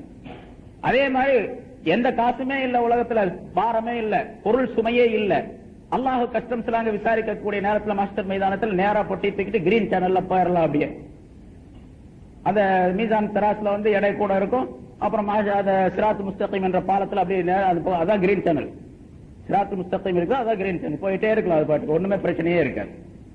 அது அகல்லுல் ஹிசாப், கேள்வி கணக்குக்கு ரொம்ப கம்மியான ஒரு தன்மையை உண்டாக்கக்கூடியது. ஆனா உண்மையே இப்படித்தான் இருக்கணும், ஆனா மனுஷன் அந்த ரெண்டையுமே வெறுக்கிறான். ஆக மனிதன் இந்த உலகத்தில் தன்னுடைய மௌத்துடைய நிலையை உணர்ந்து பார்த்து நிச்சயமாக மௌத்து வரும் என்பதை மனிதன் எண்ணி பார்த்து செயல்பட வேண்டும் என்பதை அல்லாஹ் தஆலா குல்லு நஃப்ஸின் தாயிகத்துல் மௌத் என்ற வாசகத்தின் மூலமாக குறிப்பிடுகின்றான். அடுத்து அந்த ஆயத்தின் மூலமாக மற்றொரு கருத்தும் சொல்லப்படுகின்றது, அதாவது மனிதன் இதையும் எண்ணி பார்க்க வேண்டும். மௌத்துடைய நேரத்தில் இப்படியெல்லாம் சிரமம் ஏற்படுது பாருங்க, அந்த மௌத்தாக கூடிய மனிதன் ஒருத்தன் இறந்து போகக்கூடிய நிலையில இருக்கிறான், சக்கராத்துடைய நிலையில இருக்கிறான், இன்னும் கொஞ்சம் நேரத்தில் மௌத்தா போகக்கூடிய நிலை இருக்கக்கூடிய மனிதர்கள் என்ன பண்ணணும், அந்த ஆளுக்கு ஏதாச்சும் உதவி செய்யணுமா இல்லையா? அவங்க சொந்தக்காரங்க, கணவன் மௌத்தா போக போறான், கொண்டாட்டி ஏதாச்சும் உதவி செய்யணும், என்ன உதவி செய்வாங்க அந்த நேரத்தில் வந்து பிள்ளைகள்லாம் ஏதாச்சும் உதவி செய்யணும், கூட இருக்கிறவங்க சொந்தக்காரங்க ஏதாச்சும் உதவி செய்யணும். அந்த உதவி என்ன தெரியுமா? ஸல்லல்லாஹு அலைஹி வஸல்லம் சொல்லி தராங்க, லக்தினு மௌதாக்கும் பிலா இலாஹ இல்லல்லாஹ், உங்களுடைய மௌத்தா இறந்து விடக்கூடிய மனிதர்கள் லா இலாஹ இல்லல்லாஹ் என்பதை சொல்லிக் கொடுங்கள். அதான் நீங்க செய்யக்கூடிய உதவி, வேற ஒண்ணும் பண்ண முடியாது, அவர் மௌத்திலிருந்து காப்பாற்றலாம் முடியாது. லா இலாஹ இல்லல்லாஹ் என்று சொல்லிக் கொடுங்க. தல்கீன் சொல்றது அப்படின்னு சொல்லுவாங்க, அதான் தல்கீன்ங்கிறது இறந்து போன பின்னால் கபர்ல போய் ஓதுறது தல்கீன் அல்ல, அது சும்மா நாட்டு பழக்கத்துல உள்ளது, அது மார்க்கத்தில் சட்டம்லாம் கிடையாது. தல்கீன் அப்படின்னா சொல்லிக் கொடுக்கறதுன்னு அர்த்தம், கலிமாவை சொல்லிக் கொடுக்கிறது. இறந்து போறதுக்காக வேண்டிய தயார் நிலையில இருக்காரு, அவர் கிட்ட போய் அவர் பேச முடியாத நிலையாகி போச்சு, உணர்வு மட்டும் இருக்கும், சுத்தி வர பேசுறதெல்லாம் கேட்க இவரால பேச முடியாது, அந்த நிலை கடைசி நிலை ஆயிடுச்சு. இப்ப பக்கத்துல போய் உட்கார்ந்துட்டு லா இலாஹ இல்லல்லாஹ் முஹம்மதுர் ரசூலுல்லாஹ், லா இலாஹ இல்லல்லாஹ், லா இலாஹ இல்லல்லாஹ் அப்படின்னு மாத்தி மாத்தி லேசா சொல்லி கொடுத்துக்கிட்டே இருக்கணும். அவர் சொல்லலாம் சொல்லக்கூடாது, சொல்ல மாட்டார், சொல்ல முடியாது அவர்னால. சொல்லக்கூடிய நிலை இருந்தாலும் கூட அதை சொல்றதே அவருக்கு சிரமமா இருக்கு. அந்த நேரத்தில் நம்ம சொல்லி கொடுக்கணும், லா இலாஹ இல்லல்லாஹ், லா இலாஹ இல்லல்லாஹ் அப்படின்னு சொல்லிக்கிட்டே இருக்கணும். அப்படி சொல்லிக்கிட்டே இருந்தா அல்லாஹ் தஆலாவுடைய ஒரு பெரிய தௌஃபீக் ஏற்பட்டுச்சுன்னு சொன்னா உடனே அவர் சொல்ல ஆரம்பிச்சிருவாரு. சொல்ல லா இலாஹ இல்லல்லாஹ் சொன்ன உடனே உயிர் போச்சு, நேரா சொர்க்கத்துக்கு போயிடுவார். எவருடைய பேச்சு, ஒரு குழந்தை பிறக்குது உலகத்துல, எவருடைய பேச்சு முதல் பேச்சு கலிமாவாக லா இலாஹ இல்லல்லாஹ் என்பதாகவும் அவருடைய கடைசி பேச்சு லா இலாஹ இல்லல்லாஹ் என்பதாகவும் இருந்ததா நிச்சயம் அவர் சொர்க்கத்திற்கு செல்லுவார் என்று ஸல்லல்லாஹு அலைஹி வஸல்லம் சொல்றார். முதல்ல பேச ஆரம்பிக்கும் போது குழந்தை லா இலாஹ இல்லல்லாஹ்னு சொல்லணும், அவர் கடைசியில் மௌத்தா போகும்போது லா இலாஹ இல்லல்லாஹ்னு சொல்லணும். நம்ம குழந்தைக்கு அப்படியே சொல்லி கொடுக்கணும், லா இலாஹ முதல்ல யாராவது சொல்லி கொடுக்குறாங்களா? பேசும்போது அம்மா, அத்தா, பாப்பா அப்படின்னு ஏதாச்சும் அவனுக்கு சொல்லும். எங்க அத்தா அப்படி சொல்லு, அத்தா அத்தாடா அது பொத்தா அப்படிங்க, அது வேற மாதிரி சொல்லி கொடுப்பாங்க. ஏதாச்சும் ஒண்ணு சொல்லி கொடுப்பாங்கன்னு வச்சுக்கோங்களேன். லா இலாஹ இல்லல்லாஹ்ங்கிற கலிமா சொல்லி கொடுக்கறதெல்லாம் கிடையாது. ஸல்லல்லாஹு அலைஹி வஸல்லம் அவர்கள் இதனை அருமையாக சொல்லி காட்டுகிறார். முதல் பேச்சு லா இலாஹ இல்லல்லாஹ் கலிமா, கடைசி பேச்சு கலிமா, சொர்க்கத்துக்கு போயாச்சு. அதனால சொல்லி இன்னொரு ஹதீஸ்ல ஸல்லல்லாஹு அலைஹி வஸல்லம் இக்ரஉ யாசீன் அலா மௌத்தாக்கும், யாசீன் சூராவை அந்த உங்களுடைய மௌத்தாகக்கூடிய அந்த மனிதருக்கு அருகில் இருந்து ஓதுங்கள் என்பதாக சொல்றாங்க. சில பேர் ஓதவே கூடாதுன்றாங்க. ஓதணும். யாசீனை ஓதுறது அந்த ஆயத்து அல்லாஹ் தஆலாவுடைய வேதத்தினுடைய ஆயத்துகள் காதுல விழக்கூடிய நேரத்தில் அந்த கலிமாவை சொல்லக்கூடிய பாக்கியம் அல்லது அல்லாஹ் என்று சொல்லக்கூடிய பாக்கியமாவது கிடைக்கும் அந்த மனிதருக்கு. இன்னொரு ஹதீஸ்ல இப்படி சொல்றாங்க, மாமின் மையித்தின் யுக்ரஉ இன்தஹு யாசீன் இல்லா ஹுப்பின அலைஹில் மௌத். ஒரு இறந்து விடக்கூடிய தருணத்தில் இருக்கக்கூடிய அந்த மனிதரிடத்திலே அருகிலே உட்கார்ந்து யாசீன் ஓதப்படுமேயானால் மௌத்துடைய நிலை அவருக்கு லேசாக்கப்படாமல் இருப்பதில்லை, லேசாக்கப்பட்டே தீரும். யாசீன் ஓதினா அந்த மௌத்துடைய சக்கராத்துடைய நிலை அவருக்கு லேசாக்கப்படும் என்பதாக சொல்லுகின்றார். சரி, ஒரு மனிதன் இறந்து விடுகின்றான், இறக்கக்கூடிய நிலையில் இருக்குது. இவன் நல்ல மனிதனா கெட்ட மனிதனா யாரும் சொல்ல முடியாது. சொர்க்கவாசியா நரகவாசியா யாரும் சொல்ல முடியுமா? யாரும் சொல்ல முடியாது. ஆனா ஸல்லல்லாஹு அலைஹி வஸல்லம் சில அடையாளங்களை சொல்றாங்க. அந்த அடையாளங்களை வச்சு ஒரு நல்லவர் கெட்டவர்னு தீர்ப்பு பண்ணிக்கிட்டு இவர் நல்லவர் கெட்டவர்னு அடுத்தவர்கிட்ட போய் சொல்லிட்டு இருக்க கூடாது. இவரே மனசுல வச்சுக்கணும் நல்லவரா கெட்டவர், அடையாளத்தை மட்டும் தெரிஞ்சு கொள்ள வேண்டியது. ஸல்லல்லாஹு அலைஹி வஸல்லம் அவர்கள் சொல்லுகின்றார்கள், உருக்குபுல் மையித்த ஐந்த ஸலாத், மூன்று விஷயங்களை மையத்தை கவனித்து பாருங்கள். மூன்று விஷயங்கள், இதா ரஷஹ ஜபீனுஹு வ தமாத் ஐனாஹு வ யபஸத் ஷஃபதாஹு ஃபஹுவ மின் ரஹ்மத்தில்லாஹி கத் நஸலத் பி. மூணு விஷயங்கள். அவருடைய நெற்றியில் வியர்வை துளி ஏற்பட வேண்டும். நெற்றியில வேர்வை ஏற்படணும். வியர்வை பசீனா. வ தமாத் ஐனாஹு, அவருடைய கண்களிலிருந்து கண்ணீர் வழிந்தோட வேண்டும். கண்ணீர் வரக்கூடிய நிலை கண்ணில் இருக்கணும்.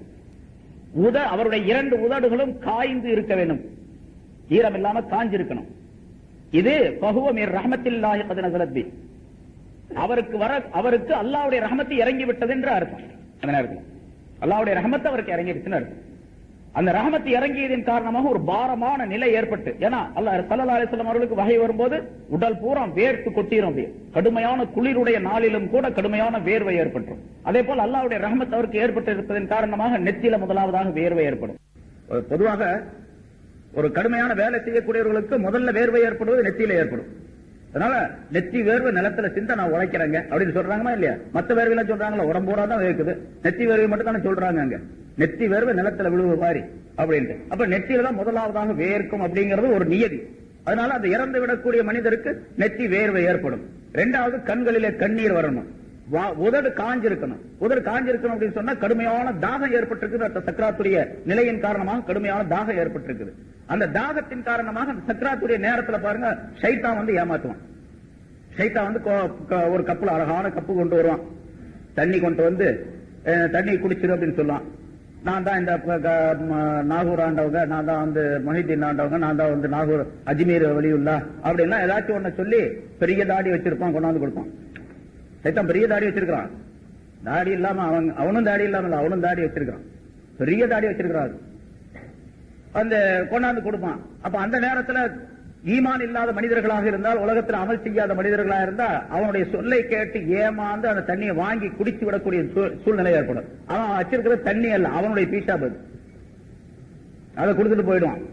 ஆனா அதை கொடுத்தா அந்த குடிச்ச உடனே அவனுடைய ஈமான் பறிபோகக்கூடிய சூழ்நிலை அல்லது வந்து சக்கராத்துடைய நிலை கடுமையாகக்கூடிய நிலை ஏற்பட்டுவிடும் அந்த நேரத்தில். இது இப்ப உதடு காஞ்சிருக்கிறதுக்கு அடையாளம் கேட்டா, கடுமையான தாகத்துடைய நிலையில் அந்த மனிதன் இருக்கின்றான். அவன் சைத்தான் வந்து அவனை ஏமாற்ற முடியல அப்படின்னு அர்த்தம். சைத்தான் வந்து அவனை ஏமாற்ற முடியல, உதடு காஞ்ச நிலையிலே அவனுக்கு இருக்கு. இந்த மூன்று அடையாளங்கள் இருந்தா, நெற்றி வியர்வை, கண்களில் கண்ணீர், உதடு காய்ந்திருப்பது, இந்த மூன்றும் அல்லாஹ்வுடைய ரஹமத் இறங்கி விட்டது அப்படின்னு அர்த்தம். ஒரு மனிதன் அல்லாஹ்வுடைய தண்டனைக்குரியவனா இருக்கிறான் அந்த நேரத்துல, சக்கராத்துடைய நேரத்துல, கடைசி நேரத்துல அப்படிங்கிறதுக்கு அடையாளம் அதுன்னு சொல்றாங்க ஸல்லல்லாஹு அலைஹி வஸல்லம். ஒரு மனுஷனை கழுத்தை பிடிச்சி நெரிச்சான், கழுத்தை பிடிச்சி ஒருத்தன் நெரிக்கிறான், எப்படி அவன் சத்தம் போடுவான்? ஓன்னு. அது மாதிரி அந்த இறந்து விடக்கூடிய அந்த மனிதன் சப்தமிட்டால், கழுத்து நெரிக்கப்பட்டவனுடைய சத்தத்தை போல சத்தமிட்டால், அவனுடைய நிறமெல்லாம் சிவப்பாகி போச்சு, சிவந்த நிறமாயி போச்சு. மூஞ்சில செக்க செவைன்னு ஒரு மாதிரி நிறம் மாறியது. ஒரு பத்தத்து ஷபத்தாகும், அவனுடைய உதடுகள் நனைஞ்சிருக்குது, தண்ணீர் வச்சதை போல நனைஞ்சிருந்தார். பஹுமின் அதாபில்லாஹி கத் நஸல பிஹி, அவன் அல்லாஹ்வுடைய தண்டனையில் இருக்கின்றான் என்று பொருளாகும். அந்த தண்டனை அவனுக்கு இறங்கி விட்டது என்று அர்த்தம் என்றும் ஸல்லல்லாஹு அலைஹி வஸல்லம் அவர்கள் சில அடையாளங்களை சொல்லி காட்டுகின்றார்கள். அதே குறிப்பாக அதுல ஒன்னே ஒன்று, அந்த இர்குல் ஜபீல், நெற்றி வியர்வை, நெற்றியிலே வியர்வை இருக்கின்றது, அது முக்கியமான அடையாளமாக ஹதீஸ்களிலே குறிப்பிடப்பட்டு இருக்கின்றது. இந்த அடையாளத்தை வைத்து நம்ம தெரிஞ்சு நம்ம வச்சுக்கணுமே தவிர, அந்த ஆள் பாருங்க நெற்றியில வேர்வை இருந்துச்சு அதனால அவர் சொர்க்கத்துக்கு போயிட்டார் அப்படின்லாம் முடிவு பண்ணிடக்கூடாது. நம்ம இது ஒரு அடையாளம், அவ்வளவுதான். இந்த அடையாளத்தை வச்சு நல்லவரா கெட்டவரா அப்படிங்கிறது ஒரு திருப்திக்காக வேண்டி தெரிந்து கொள்ளலாமே தவிர அதை வச்சு முடிவு செய்வது என்பது முடியாது. ஏன்னு கேட்டா, சில கெட்ட மனிதர் ரூஹு போகக்கூடிய நேரத்தில் கெட்ட மனிதராக இருக்கலாம். அல்லாஹ் தஆலா தன்னுடைய சன்னிதானத்தில் வச்சு அவரை நல்ல மனுஷனாக ஆக்கிடலாம். எத்தனையோ உதாரணங்கள் முன்னால சொல்லியிருக்கிறோம் பாருங்க. ஒரு மனுஷன் ஒரு நன்மை கூட செய்யல, ஒரு ஆளு அவ்வளவு சொல்லியிருக்கிறாங்க, ஒரு நன்மை கூட ஒரு ஆள் செய்யல. அந்த ஆள் இறந்து போகக்கூடிய நேரத்தில் தன்னுடைய மக்கள்கிட்ட சொல்லி, நான் ஒரு நன்மை கூட செய்யல, அதனால நான் இறந்து போன பின்னால என்னுடைய ஜனாசாவை நெருப்புல போட்டு எரிச்சு சாம்பலாக்கி கடல்ல கொஞ்சம் அந்த கரையில கொஞ்சம் அப்படி தூவி விட்டுருங்க, அந்த அஸ்தியை கரைச்ச மாதிரி அப்படி செஞ்சிருங்க அப்படின்னு சொல்லி சொன்னான். அதே மாதிரி அவன் இறந்துட்டான். அவனுடைய அஸ்திகள் எல்லாம் சாம்பல ஆக்கி எரிச்சு அவனுடைய உடலை கடல்லையும் கரையிலையும் தூவி விட்டுட்டாங்க. அல்லாஹ் தஆலா கடலுக்கு கரைக்கு உத்தரவிட்டான். அந்த சாம்பல் துளிகள் மற்ற அந்த பொருள்கள் எல்லாம் ஒன்னாக சேர்க்கப்பட்ட எந்திரி அப்படின்னு சொல்லி அல்லாஹ் சொன்னா எந்திரிச்சு நின்றான். அந்த அல்லாஹ்வுக்கு முடியுமா? முடியாதா? எல்லாம் முடியும் அவனால. அல்லாஹு அலா குல்லி ஷைஇன் கதீர். எல்லாம் எந்திரிச்சு நின்றான். நீ ஏன் இப்படி செஞ்ச அப்படின்னு கேட்டான். இந்த மாதிரி ஏன் எரிக்க சொல்லி சாம்பலாக்க சொன்னேன்னு கேட்டான். யா அல்லாஹ் உன்னை பயந்துட்டேன் நானு அப்படின்னு சொல்லி சொன்னான். என்ன பயந்தியா நீ? ஆமா யா அல்லாஹ் உன்னோட பயம் வந்துருச்சு, அதனால அட இந்த ஆளு என்ன பயந்தான், ஏதாவது சொர்க்கத்துக்கு அனுப்பிடு அப்படின்ட்டு அல்லாஹ் தஆலா. அதனால கடைசி வரைக்கும் அந்த மாதிரி இருந்துட்டு நம்மள அந்த மாதிரி செஞ்சா அது எல்லாருக்கும் உள்ளது இல்லை, யாராவது ஒரு ஆளுக்கு உள்ளது. யாராவது ஒரு ஆள் அல்லாஹ்வுடைய பெரிய கிஃப்ட் கிடைச்சால இருந்தாலும் அந்த மாதிரி கடைசி நிலையை கொண்டு நாம ஏமாந்துடக்கூடாது. ஸல்லல்லாஹு அலைஹி வஸல்லம் சில அடையாளங்கள் சொல்றாங்க. அந்த அடையாளங்களை வச்சு நாம அந்த மனதில முடிவு கட்டிக்க வேண்டியதை தவிர அதை வச்சு தீர்ப்பு பண்ணுவது என்பது நமக்கு முடியாது. அல்லாஹ் தஆலா மனிதனை இந்த மௌத்தை கொண்டு அடக்கி வச்சிருக்கான். இல்லன்னு சொன்னா மௌத்து மட்டும் இல்லன்னு வச்சுங்க, மனுஷன் எல்லாம் ஒவ்வொருத்தரும் அல்லான்னு சொல்லிடுவான். மௌத்து இருக்கும்போதே அல்லான்னு சொல்றான் உலகத்துல. ஆனா ரப்புக்குமுல் அலா, அல்லாஹ் பெரிய அல்லான்னு சொன்னான். நீங்க சொல்லக்கூடிய அல்லாஹ் சின்னவன், நான் தான் பெரிய அல்லாஹ் அப்படின்னு சொல்லிட்டு ஃபிரௌன் சொன்னதாக அல்லாஹ் தஆலா குர்ஆன்ல சொல்றான். கடவுள் இல்லவே இல்லை, கடவுளே கிடையாது, கடவுளை கற்பித்தவன் காட்டு மிராண்டி அப்படின்லாம் சொல்லக்கூடியவனும் இருக்கிறான். இது மௌத்து இருக்கக்கூடிய நேரத்தில் மௌத்தை இல்லைன்னு வச்சுங்க, அப்ப என்ன ஆகும்? அதனாலதான் அல்லாஹ்வை புகழும் போது இப்படியும் கூட புகழ்வாங்க சில நேரங்கள்ல. பெரியார்களுடைய அந்த துஆக்கள்ல, அதாவது ஹம்து ஸலவாத்துல வரும் பொழுது அல்ஹம்துலில்லாஹில்லதி கஹர இபாதஹு பில் மௌத், தன்னுடைய அடியார்களை மௌத்தை கொண்டு அடக்கி ஆளுகின்றானே அப்படிப்பட்ட அல்லாஹ்வுக்கே எல்லா புகழும். மௌத்தை கொண்டு அவனை அடக்கி வச்சிருக்கான் மனுஷனை. இல்லன்னு சொன்னா எல்லாம் பிச்சுக்கிட்டு போயிடுவாங்க. சரி, இப்ப இந்த மௌத்து வருவதற்கு முன்னதாக, மௌத்துடைய அந்த சுவை நமக்கு ஏற்படுவதற்கு முன்னதாக மௌத்துக்கு தயார் நிலையில் மனிதன் ஆகிக் கொள்ள வேண்டும் என்பதையும் அல்லாஹ் தஆலா இந்த ஆயத்தின் மூலமாக சுட்டி காட்டுகின்றான். போன வாரம் ஒரு விஷயம், ஒரு ஹதீஸ் சொல்லப்பட்ட ஸல்லல்லாஹு அலைஹி வஸல்லம் சொல்றாங்க, அன்னாசு நியாம், மனிதர்கள் அனைவரும் தூங்கிக் கொண்டிருக்கின்றார்கள். இதா மாத்து இன்தபஹு, அவர்கள் மௌத்தாகிவிட்டால் விழித்துக் கொள்ளுவார்கள். அப்ப நம்ம எப்படி வழங்குறதுக்கு நேரம் பார்த்தோம் பாருங்க. மனிதர்கள் நம்மெல்லாம் இப்ப முழிச்சுக்கிட்டு இருக்கிறோம், மௌத்தாக போனா தூங்கிடுவோம் அப்படின்னு நம்ம வழங்குறோம். ஸல்லல்லாஹு அலைஹி வஸல்லம் சொல்றாங்க, இப்பதான் நீங்க தூங்கிட்டு இருக்கிறீங்க, மௌத்தா போனா தான் விழித்துக் கொள்வீர்கள் அப்படின்னு சொல்றாங்க ஸல்லல்லாஹு அலைஹி வஸல்லம். அதனால அந்த மௌத்து வரக்கூடிய நேரத்தை விழித்துக் கொள்வீர்கள் என்ன அர்த்தம்? ஆஹா நம்ம ஏமாந்து போயிட்டோமே அப்படின்னு அப்பதான் கவலை வரும்.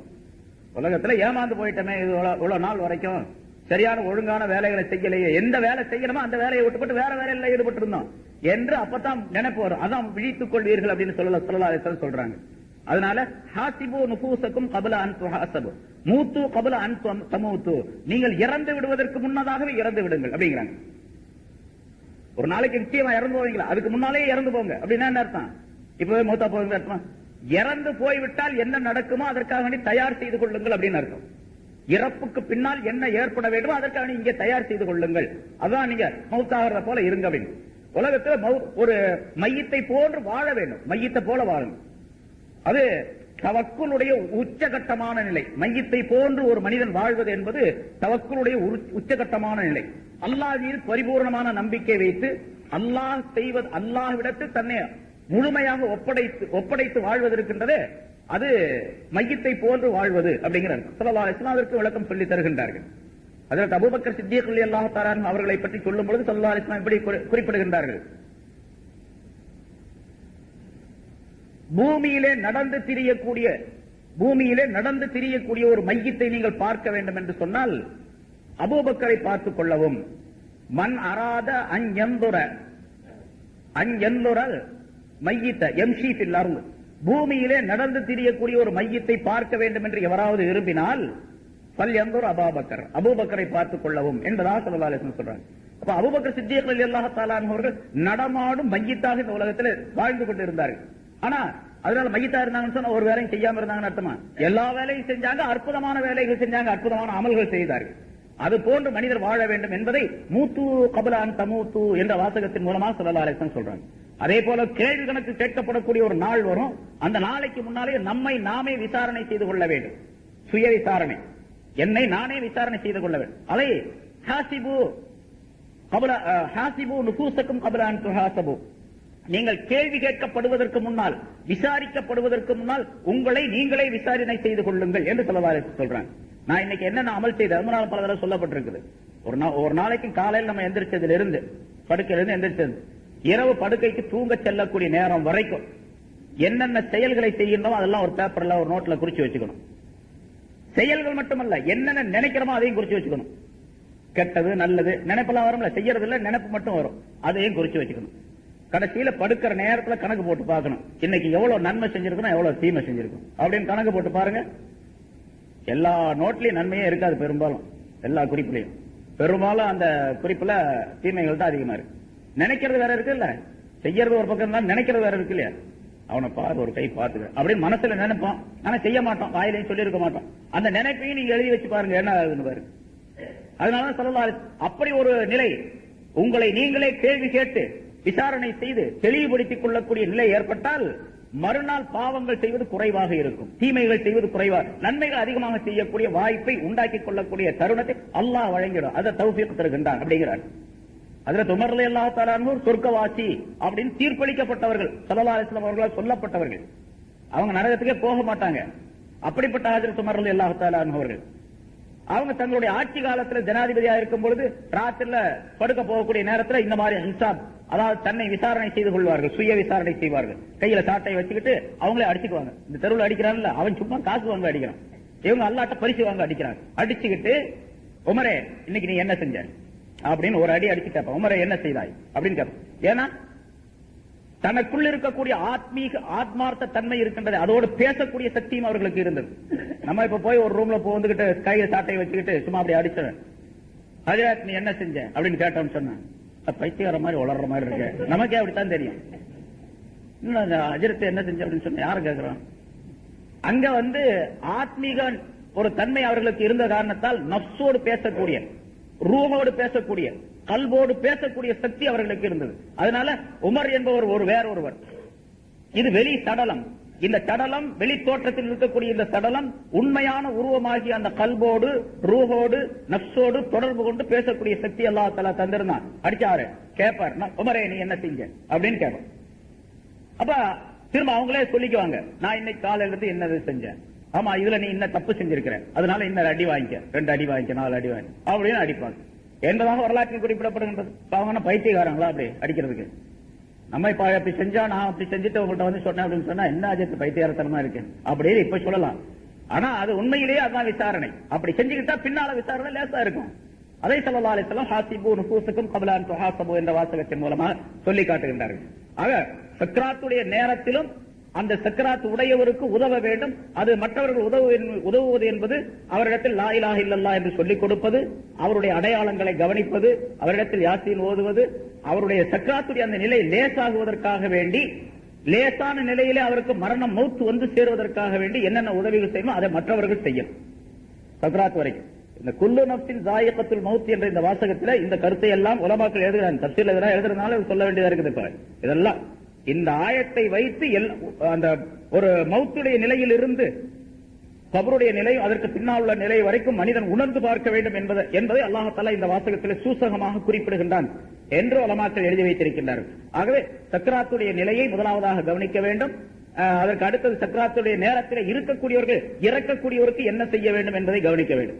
அதற்கு அடுத்ததாக அவர் இறந்து விட்டால், ரூஹ் போய்விட்டால் அவரை குளிப்பாட்டி கஃனிட்டு அவரை மிக விரைவாக சீக்கிரமாக கொண்டு போய் கபர்ல அடக்கிவிட வேண்டும். கபர்ல சீக்கிரமாக கொண்டு போய் அவரை அடக்கிவிட வேண்டும். அப்ப கபர்ல அடக்கக்கூடிய நேரத்தில், அதை சீக்கிரமாக கொண்டு போக வேண்டிய நேரத்தில் என்னென்ன முறைகளை கவனிக்க வேண்டும் என்பது பற்றியும் இந்த ஆயத்திற்கு கீழே விளக்கங்கள் எழுதப்பட்டிருக்கின்றது. அஜ்ஜிலு பிதஃப்னி ஜீஃபத்திக்கும், உங்களிலே இறந்து விட்டவருடைய உடலை அடக்குவதற்கு விரைவு காட்டுங்கள், சீக்கிரமாக கொண்டு போய் அடக்கி விடுங்கள். அஸ்ரிஉ பில் ஜனாஸா, ஜனாஸாவை சீக்கிரமாக கொண்டு போங்கள் என்பதாக சொல்லுகின்றார்கள். ஜனாஸா சீக்கிரமாக கொண்டு போனா ஜனாஸா தூக்கிட்டு போகும்போது ஓடுறது அர்த்தம், அப்படி அர்த்தம் இல்ல. அப்படி சில பேர் அர்த்தம் செய்யறாங்க. அப்படி அல்ல, கொண்டு போகும்போது வேகமா நடந்து போறது அல்லது ஒரு கார்ல வச்சு தூக்கிட்டு போறது, வேகமா ஸ்பீடா தூக்கிட்டு போறது, அப்படின்னு அர்த்தம் இல்ல. ஜனாதா ஏற்பட்டுச்சு அப்படின்னு சொன்னா ரொம்ப நேரம் அதை வச்சிருக்காதீங்க, சீக்கிரமாக அடக்குவதற்குரிய ஏற்பாடுகளை செஞ்சிருக்க அப்படின்னு அர்த்தம். சீக்கிரமா ஏற்பாடு செஞ்சிருங்க. ஏன்னு கேட்டா, இந்த கொண்டு போறது, வேகமா கொண்டு போறது ஒண்ணு இருக்குது, சீக்கிரமாக அடக்கம் செய்வது, அதற்குள்ள ஏற்பாடுகளை செய்வது என்பதும் இருக்கிறதுக்குள்ள. முதல் நிலை என்னன்னா, இறந்து விட்ட பின்னால எவ்வளவு சீக்கிரமாக அந்த ஜனாதாவை எடுக்க முடியுமோ, அதாவது அதை குளிப்பாட்டி கஃனிட்டு கபருக்கு கொண்டு செல்ல முடியுமோ அந்த அளவுக்கு சீக்கிரமாக கொண்டு போயிடும். ஜனாதா ஏற்பட்டுச்சுன்னா பெரும்பாலும் அவர் வரட்டும் இவர் வரட்டும் அப்படின்னு பார்த்துட்டு இருக்க வேண்டிய அவசியமே கிடையாது. மார்க்கத்தில் அதுக்கு அனுமதியும் கிடையாது. யாரு வந்தாலும் என்ன ஆக போறது இல்ல. இப்ப ஊர்ல இருந்து இவருடைய மகன் வரட்டும், அண்ணன் வரட்டும், தம்பி வரட்டும், மாமா வரட்டும், மச்சா வரட்டும் காத்துக்கிட்டு இருப்பாங்க. இன்னைக்கு சாயந்தரம் மௌத்தான ஜனாதா நாளைக்கு சாயந்தரம் அடக்கிறது ஒரு நாள். அந்த மச்சான் ஊர்ல இருந்து வர்றாரு, அவர் வந்து என்ன ஒரு உயிரா கொடுத்துட போறாரு. அவர் வந்து பார்த்து போட்டு பாரு, அவ்வளவுதான். அவர் கொஞ்ச நேரம் அழுவாரு, இல்லாத கொஞ்ச நேரம் கவலைப்படுவாரு, போயிட்டீங்களே அப்படின்பாரு. அப்புறம் அவரும் போயிடுவாரு. சரியா போச்சு. ரெண்டாவது நாள் அதோட முடிஞ்சு போச்சு. எவ்வளவு பெரிய பிரியமான மனிதர் மௌத்தாகி விட்டாலும் நினைச்சுக்கிட்டேவா இருக்கிறாங்க, அழுதுகிட்டேவா இருக்கிறாங்க. எத்தனையோ பேர் இப்ப இங்க இருக்கிறவங்க, எத்தனையோ பேர் அவங்க தாப்பனார் மௌத்தா போயிருப்பாங்க, தாயார் மௌத்தா போயிருப்பாங்க. அவங்களுக்கு ரொம்ப பிரியமான, அவர் இல்லன்னா இவர் இல்ல, அந்த மாதிரி உயிருக்குயிரான நேசமாக இருந்த மனிதர்கள் மௌத்தா போயிட்டாங்க. அதனால அவங்க பின்னால என்ன போயிட்டோமா? யாராவது இப்ப கவலைப்படுறோமா, நினைச்சு பாக்குறோமா? ஏதோ கொஞ்ச நேரம் நினைச்சு பார்த்திருப்போம். அப்புறம் எப்பாவது ஒரு நாளைக்கு நினைப்போம், நினைக்கும் போது யாசின் ஓத தெரிஞ்சா ஓதணும், இல்லாட்டி மோதினார் கூப்பிட்டு ஒரு யாசின் ஓதி துவா செய்யுங்க அப்படின்னு சொல்லி கூப்பிட்டு போயிடுவோம். யாரும் எதுவும் செய்ய போறது இல்ல. அவருக்கும் அவருடைய அமலுக்கும் தொடர்பு. அவர் என்ன செஞ்சாரோ அதுதான் அவருக்கு உள்ளது. அதனால சீக்கிரமாக கொண்டு போய் அடைக்கிறங்க. ஸல்லல்லாஹு அலைஹி வஸல்லம் சொல்றாங்க, அடக்குவதற்கு கஃன் தஃன் செய்வதில் சீக்கிரம் விரைவு காட்டுங்கள்.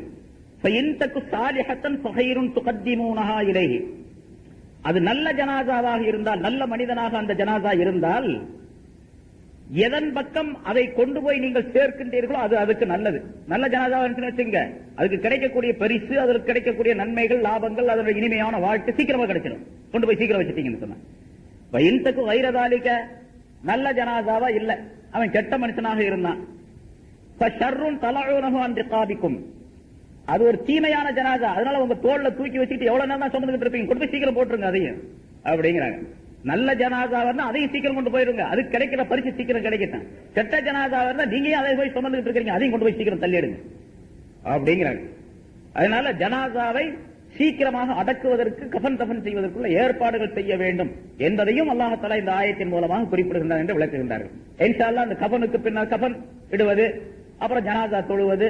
ஏன்னா அந்த ஜனாசா தொழுவதை பத்தி கொஞ்சம் சொல்லணும். அது இந்த ஆயத்துல விஷயத்துல சொல்லிடுறோம். பல பேருக்கு ஜனாசா தொழுவருக்கு எப்பாவது ஒரு நாளைக்கு தான் சில பேர் வருவாங்க. மஜ்ஜித் தான் எப்பவுமே தொழு வைக்கிறது. மற்றவங்க எல்லாம் எப்பாவது ஒரு நாளைக்கு தானே வர்றாங்க. வரும்போது என்ன வருதுன்னு தெரியாது. அவர் அல்லாஹ் அக்பர் சொன்னா இவர் அல்லாஹ் அக்பர் சொல்லி நின்றுக்குவார் பின்னாலே. ஒரு சில பேருக்கு ஜனாசால 4 தக்பீர் சொல்றாங்களா, அதுக்கு பின்னால ஒவ்வொரு தக்பீருக்கு பின்னால என்ன ஓதணும் அப்படிங்கிறது ரொம்ப பேருக்கு தெரியாது. ஏன்னா எப்பாவது ஒரு நாளைக்கு தொழுகிறதானே ஜனாசா ஃபர்லு கிஃபாயா, அஸ்ஸலாத்துல் ஜனாசா ஃபர்லு கிஃபாயா, அது சில பேர் தொழுதா போதும் அப்படிங்கிறனால வெளியே சில பேர் நின்றுக்கிறாங்க. எல்லாருமே தொழுகணும்னு அவசியம் இல்லை, கட்டாயம் இல்லைன்னு அர்த்தம் அதுக்கு. ஃபர்லு கிஃபாயானா ஒரு சிலர் தொழுதா போதும், அதனால மற்றவங்கள தொழுக கூடாது அர்த்தம். வர்றவங்க பாதி பேர் வெளியே நின்றுக்கிறாங்க. அந்த தொழுகை இன்ஷா அல்லாஹ் ஜனாசாவுடைய தொழுகையை பற்றி, அப்புறம் கபருடைய நிலையை பற்றி, கஃனுடைய நிலையை பற்றி, அதுக்கு பின்னால் கபருடைய விசாரணைகளை பற்றி உள்ள விஷயங்கள் எல்லாம் இந்த ஆயத்தின் மூலம் விளக்கப்படுகின்ற இன்ஷா அல்லாஹ் அடுத்த வாரம் அது சம்பந்தமான விளக்கங்களை பார்ப்போம். இறந்து விட்ட பின்னால், ஒரு மனிதன் இறந்து அவனுடைய உயிர் பிரிந்து விட்ட பின்னால் அந்த ஜனாசாவை காணக்கூடியவர்கள் இதே போன்று நாமும் ஒரு நாள் இறந்து விடுவோம் என்ற உணர்வு உடையவர்களாக ஆக வேண்டும். அதற்காக வேண்டித்தான் அப்படி உணர்வு ஏற்படக்கூடிய நேரத்தில், பல தடவை ஜனாசாக்களை பார்க்கக்கூடிய நேரத்தில், இந்த உலகத்தில் மனிதன் அல்லாஹ் ரசூலுக்கு பயந்து வாழக்கூடிய சூழ்நிலையை உருவாக்கிக் கொள்ளக்கூடும். அதனால்தான் ஜனாசாக்கள் கலந்து கொள்ள வேண்டும் என்பதாக சொல்லுகின்றார்கள். ஹஜ்ரத் லுக்மான் ஹக்கீம் அலைஹிஸ்ஸலாம் அவர்கள் தங்களுடைய மகனாருக்கு செய்த பல உபதேசங்களிலே ஒன்று, யா புனைய உஹ்துரில் ஜனாயிஸ் வலா தஹதுரில் உருஸ், ஜனாசாக்களுக்கு நீ செல்லுவாயாக, திருமணங்களுக்கு நீ செல்லாதிருப்பாயாக. ஃபஇன்னல் ஜனாயிஸ துதக்கிருக்கல் ஆகிரா, ஜனாசாக்கள் உனக்கு ஆகிரத்தை நினைவூட்டும். வல் உர்ஸ யுஷ்ஹீகத் துன்யா, திருமணங்கள் இந்த உலகத்தினுடைய இன்பத்தை உனக்கு ஊட்டும் என்பதாக லுக்மான் அலைஹிஸ்ஸலாம் அவர்கள் சொன்னதாக குறிப்பிடப்படுகின்றது. ஜனாசாவிலே கலந்து கொள்ளும் பொழுது ஆகிரத், நாமும் இதே போன்று ஒரு நாள் இறந்து விடுவோம், நம்முடைய நிலைகளை திருத்திக் கொள்ள வேண்டும், நம்முடைய வாழ்க்கையை சரிபடுத்திக் கொள்ள வேண்டும் என்ற எண்ணம் அந்த மனிதருக்கு ஏற்படும். ஆக ஒரு மனிதர் இறந்துவிட்ட பின்னால் அவரை காண வேண்டும் என்பதும், ஜனாசாவுடைய தொழுகையிலே கலந்து கொள்ள வேண்டும் என்பதும், அடக்கும் இடம் வரைக்கும் கபர் வரைக்கும் சென்று திரும்ப வேண்டும் என்பதும் ஸல்லல்லாஹு அலைஹி வஸல்லம் அவருடைய சுன்னத்தான் நடைமுறையாகும். முன்னாலும் இந்த விளக்கம் சொல்லப்பட்டு இருக்கின்றது. ஸல்லல்லாஹு அலைஹி வஸல்லம் அவர்கள் சொன்னார்கள், இறந்துவிட்ட ஒரு ஜனாசாவிலே ஒரு மனிதர் கலந்து கொண்டு தொழுகை முடியும் வரைக்கும் அந்த ஜனாசாவோடு இருந்துவிட்டு திரும்பி விடுவாரேயானால் அவருக்கு ஒரு கீராத் நன்மை வழங்கப்படுகின்றது. அடக்கும் இடம் வரைக்கும் சென்று அந்த மையத்து அடக்கப்படும் வரைக்கும் இருந்துவிட்டு திரும்பி விடுவாரேயானால் அவருக்கு 2 கீராத் நன்மைகள் வழங்கப்படுகின்றன என்று ஸல்லல்லாஹு அலைஹி வஸல்லம் சொன்னாங்க. சஹாபாக்கள் கேட்டாங்க, யா ரசூலல்லாஹ், ஒரு கீராத் என்றால் என்ன என்பதாக கேட்டார்கள். ஒரு கீராத் என்பது ஒரு உஹத் மலையுடைய அளவு என்பதாக ஸல்லல்லாஹு அலைஹி வஸல்லம் சொன்னார்கள். உஹத் மலை ஹஜ்ஜுக்கு போனவங்களுக்கு தெரியும் அது எவ்வளவு பெருசு இருக்குன்னு. அவ்வளவு அளவு நன்மை கிடைக்கும் ஜனாசாவுடன் கலந்து கொள்ளக்கூடிய நேரத்தில். ஏனென்று சொன்னால், மனிதன் அல்லாஹுவை பயந்து இந்த உலகத்தில் வாழ்வதற்கு அது அடிப்படை காரணமாக அமைந்திருக்கின்றது. அதனால் ஜனாசாவில் கலந்து கொள்வது அப்படிங்கிறதுல, ஜனாசாவில் கலந்து கொள்வதுனா ஜனாசாவுடைய அந்த தொழுகையில் கலந்து கொள்ள வேண்டும். முதலாவதாக ஜனாசாவில தொழுகை இருக்கின்றதே, அது ஃபர்லு கிஃபாயா என்பதாக சொல்லப்படும். கட்டாயமாக தொழ வேண்டும். ஆனால் யாராவது ஒரு சிலர் தொழுதால் மற்றவர்களுடைய கடமையும் நீங்கிவிடும். யாருமே தொழுகல, எல்லாரும் குற்றவாளி. ஒருத்தர் இறந்து போயிட்டாரு, யாருமே தொழ வைக்காம கொண்டு போய் அடக்கி போட்டாங்க, எல்லாருமே அந்த ஊர்ல இருக்கக்கூடிய எல்லாருமே குற்றவாளி ஆவார்கள், அந்த பகுதியில் இருக்கக்கூடிய எல்லாரும். அதனால அது ஜனாசா தொழுவது ஃபர்லாக இருக்கின்றது. ஆனா கிஃபாயா, ஒரு சிலர் தொழுதால் அது போதும் என்ற நிலையுடையதா இருக்கின்றது. ஆனா ஜனாசா தொழுகும் பொழுது என்ன ஓதணும் அப்படிங்கிறது ரொம்ப பேருக்கு தெரியாது. இமாம் தக்பீர் சொல்றாரு, ஏன்னா எப்பாவது ஒரு நாளைக்கு தானே தொழுவு வர்றாங்க, அது ஜனாசா தொழுவு வர்றது எப்பாவது ஒரு நாளைக்கு தொழுவு வர்றாங்க. அதனால என்ன ஓதணும் அப்படின்னு ரொம்ப பேருக்கு தெரியாது. சில பேர் இமாம் கையை கட்டுறாரு, தக்பீர் கட்டுறாரு, அதே மாதிரி கட்டி முடிச்சுட்டு போயிடுவாங்க. 4 தக்பீர் சொல்றாரு, ஒரு 4 தக்பீர் சொல்லிட்டு சலாம் கொடுத்து முடிச்சுட்டு போயிடுவாங்க. ஜனாசாவுடைய தொழுகை இருக்கின்றது, அது அந்த தக்பீர் தான் ஜனாசாவுடைய தொழுகை. அசல்ல அந்த ஜனாசாவுக்கு துஆ செய்வது அப்படிங்கிறது தான். ஜனாசாவுடைய தொழுகை துஆ செய்வதாக இருக்கின்ற காரணத்தினால்தான் ஷரியத்துல தொழுகை முடிந்த பின்னால், தொழுகை முடிச்சு சலாம் கொடுத்த பின்னால் அப்புறம் துஆ ஓதணும்னு அவசியம் கிடையாது. ஆனா இங்க பழக்கத்துல என்ன பண்றாங்க, துஆ ஓதுறாங்க, மற்றவங்களுக்கு எல்லாம் அது தெரியாது என்ற காரணத்தினால் துஆ ஓதுவது அப்படிங்கிற ஒரு பழக்கத்தை நம்ம நாட்டில், தமிழ்நாட்டில் மட்டும்தான் ஏற்படுத்தி இருக்கிறாங்க. வடநாட்டிலையும் கூட பெரும்பாலும் கிடையாது. மற்ற உலக நாடுகள்ல பல இடங்கள்லயும் கிடையாது. ஷரியத்துடைய அமைப்பும் அப்படித்தான். ஏன்னா அந்த தொழுகை தான் துஆ, தொழுகை தான் துஆ. அதனால சில பெரியார்கள் இந்த ஜனாசாவுடைய தொழுகைக்கு நியத்து செய்யும் பொழுது இப்படி எழுதி வைத்திருக்கின்றார்கள். ஜனாசா தொழுகிறேன்னு சொன்னா போதும், அல்லாஹ்வுக்காக வேண்டி இது ஜனாசாவுடைய தொழுகையை தொழுகிறேன். ஜனாசாவுடைய தொழுகை அல்லாஹ்வுக்காக வேண்டி தொழுகிறது அல்லாஹ்வுக்கு தான். ஆனா இந்த ஜனாசாவுக்கு துஆ செய்வதற்காக வேண்டி, அதனால இப்படி சொல்லுவாங்க, இந்த ஜனாசாவுக்கு துஆ செய்தவனாக கிப்லாவை முன்னோக்கி அல்லாஹ்வுக்காக வேண்டி நான் தொழுகிறேன் இமாமை பின்பற்றி அப்படின்னு சொல்லுவாங்க.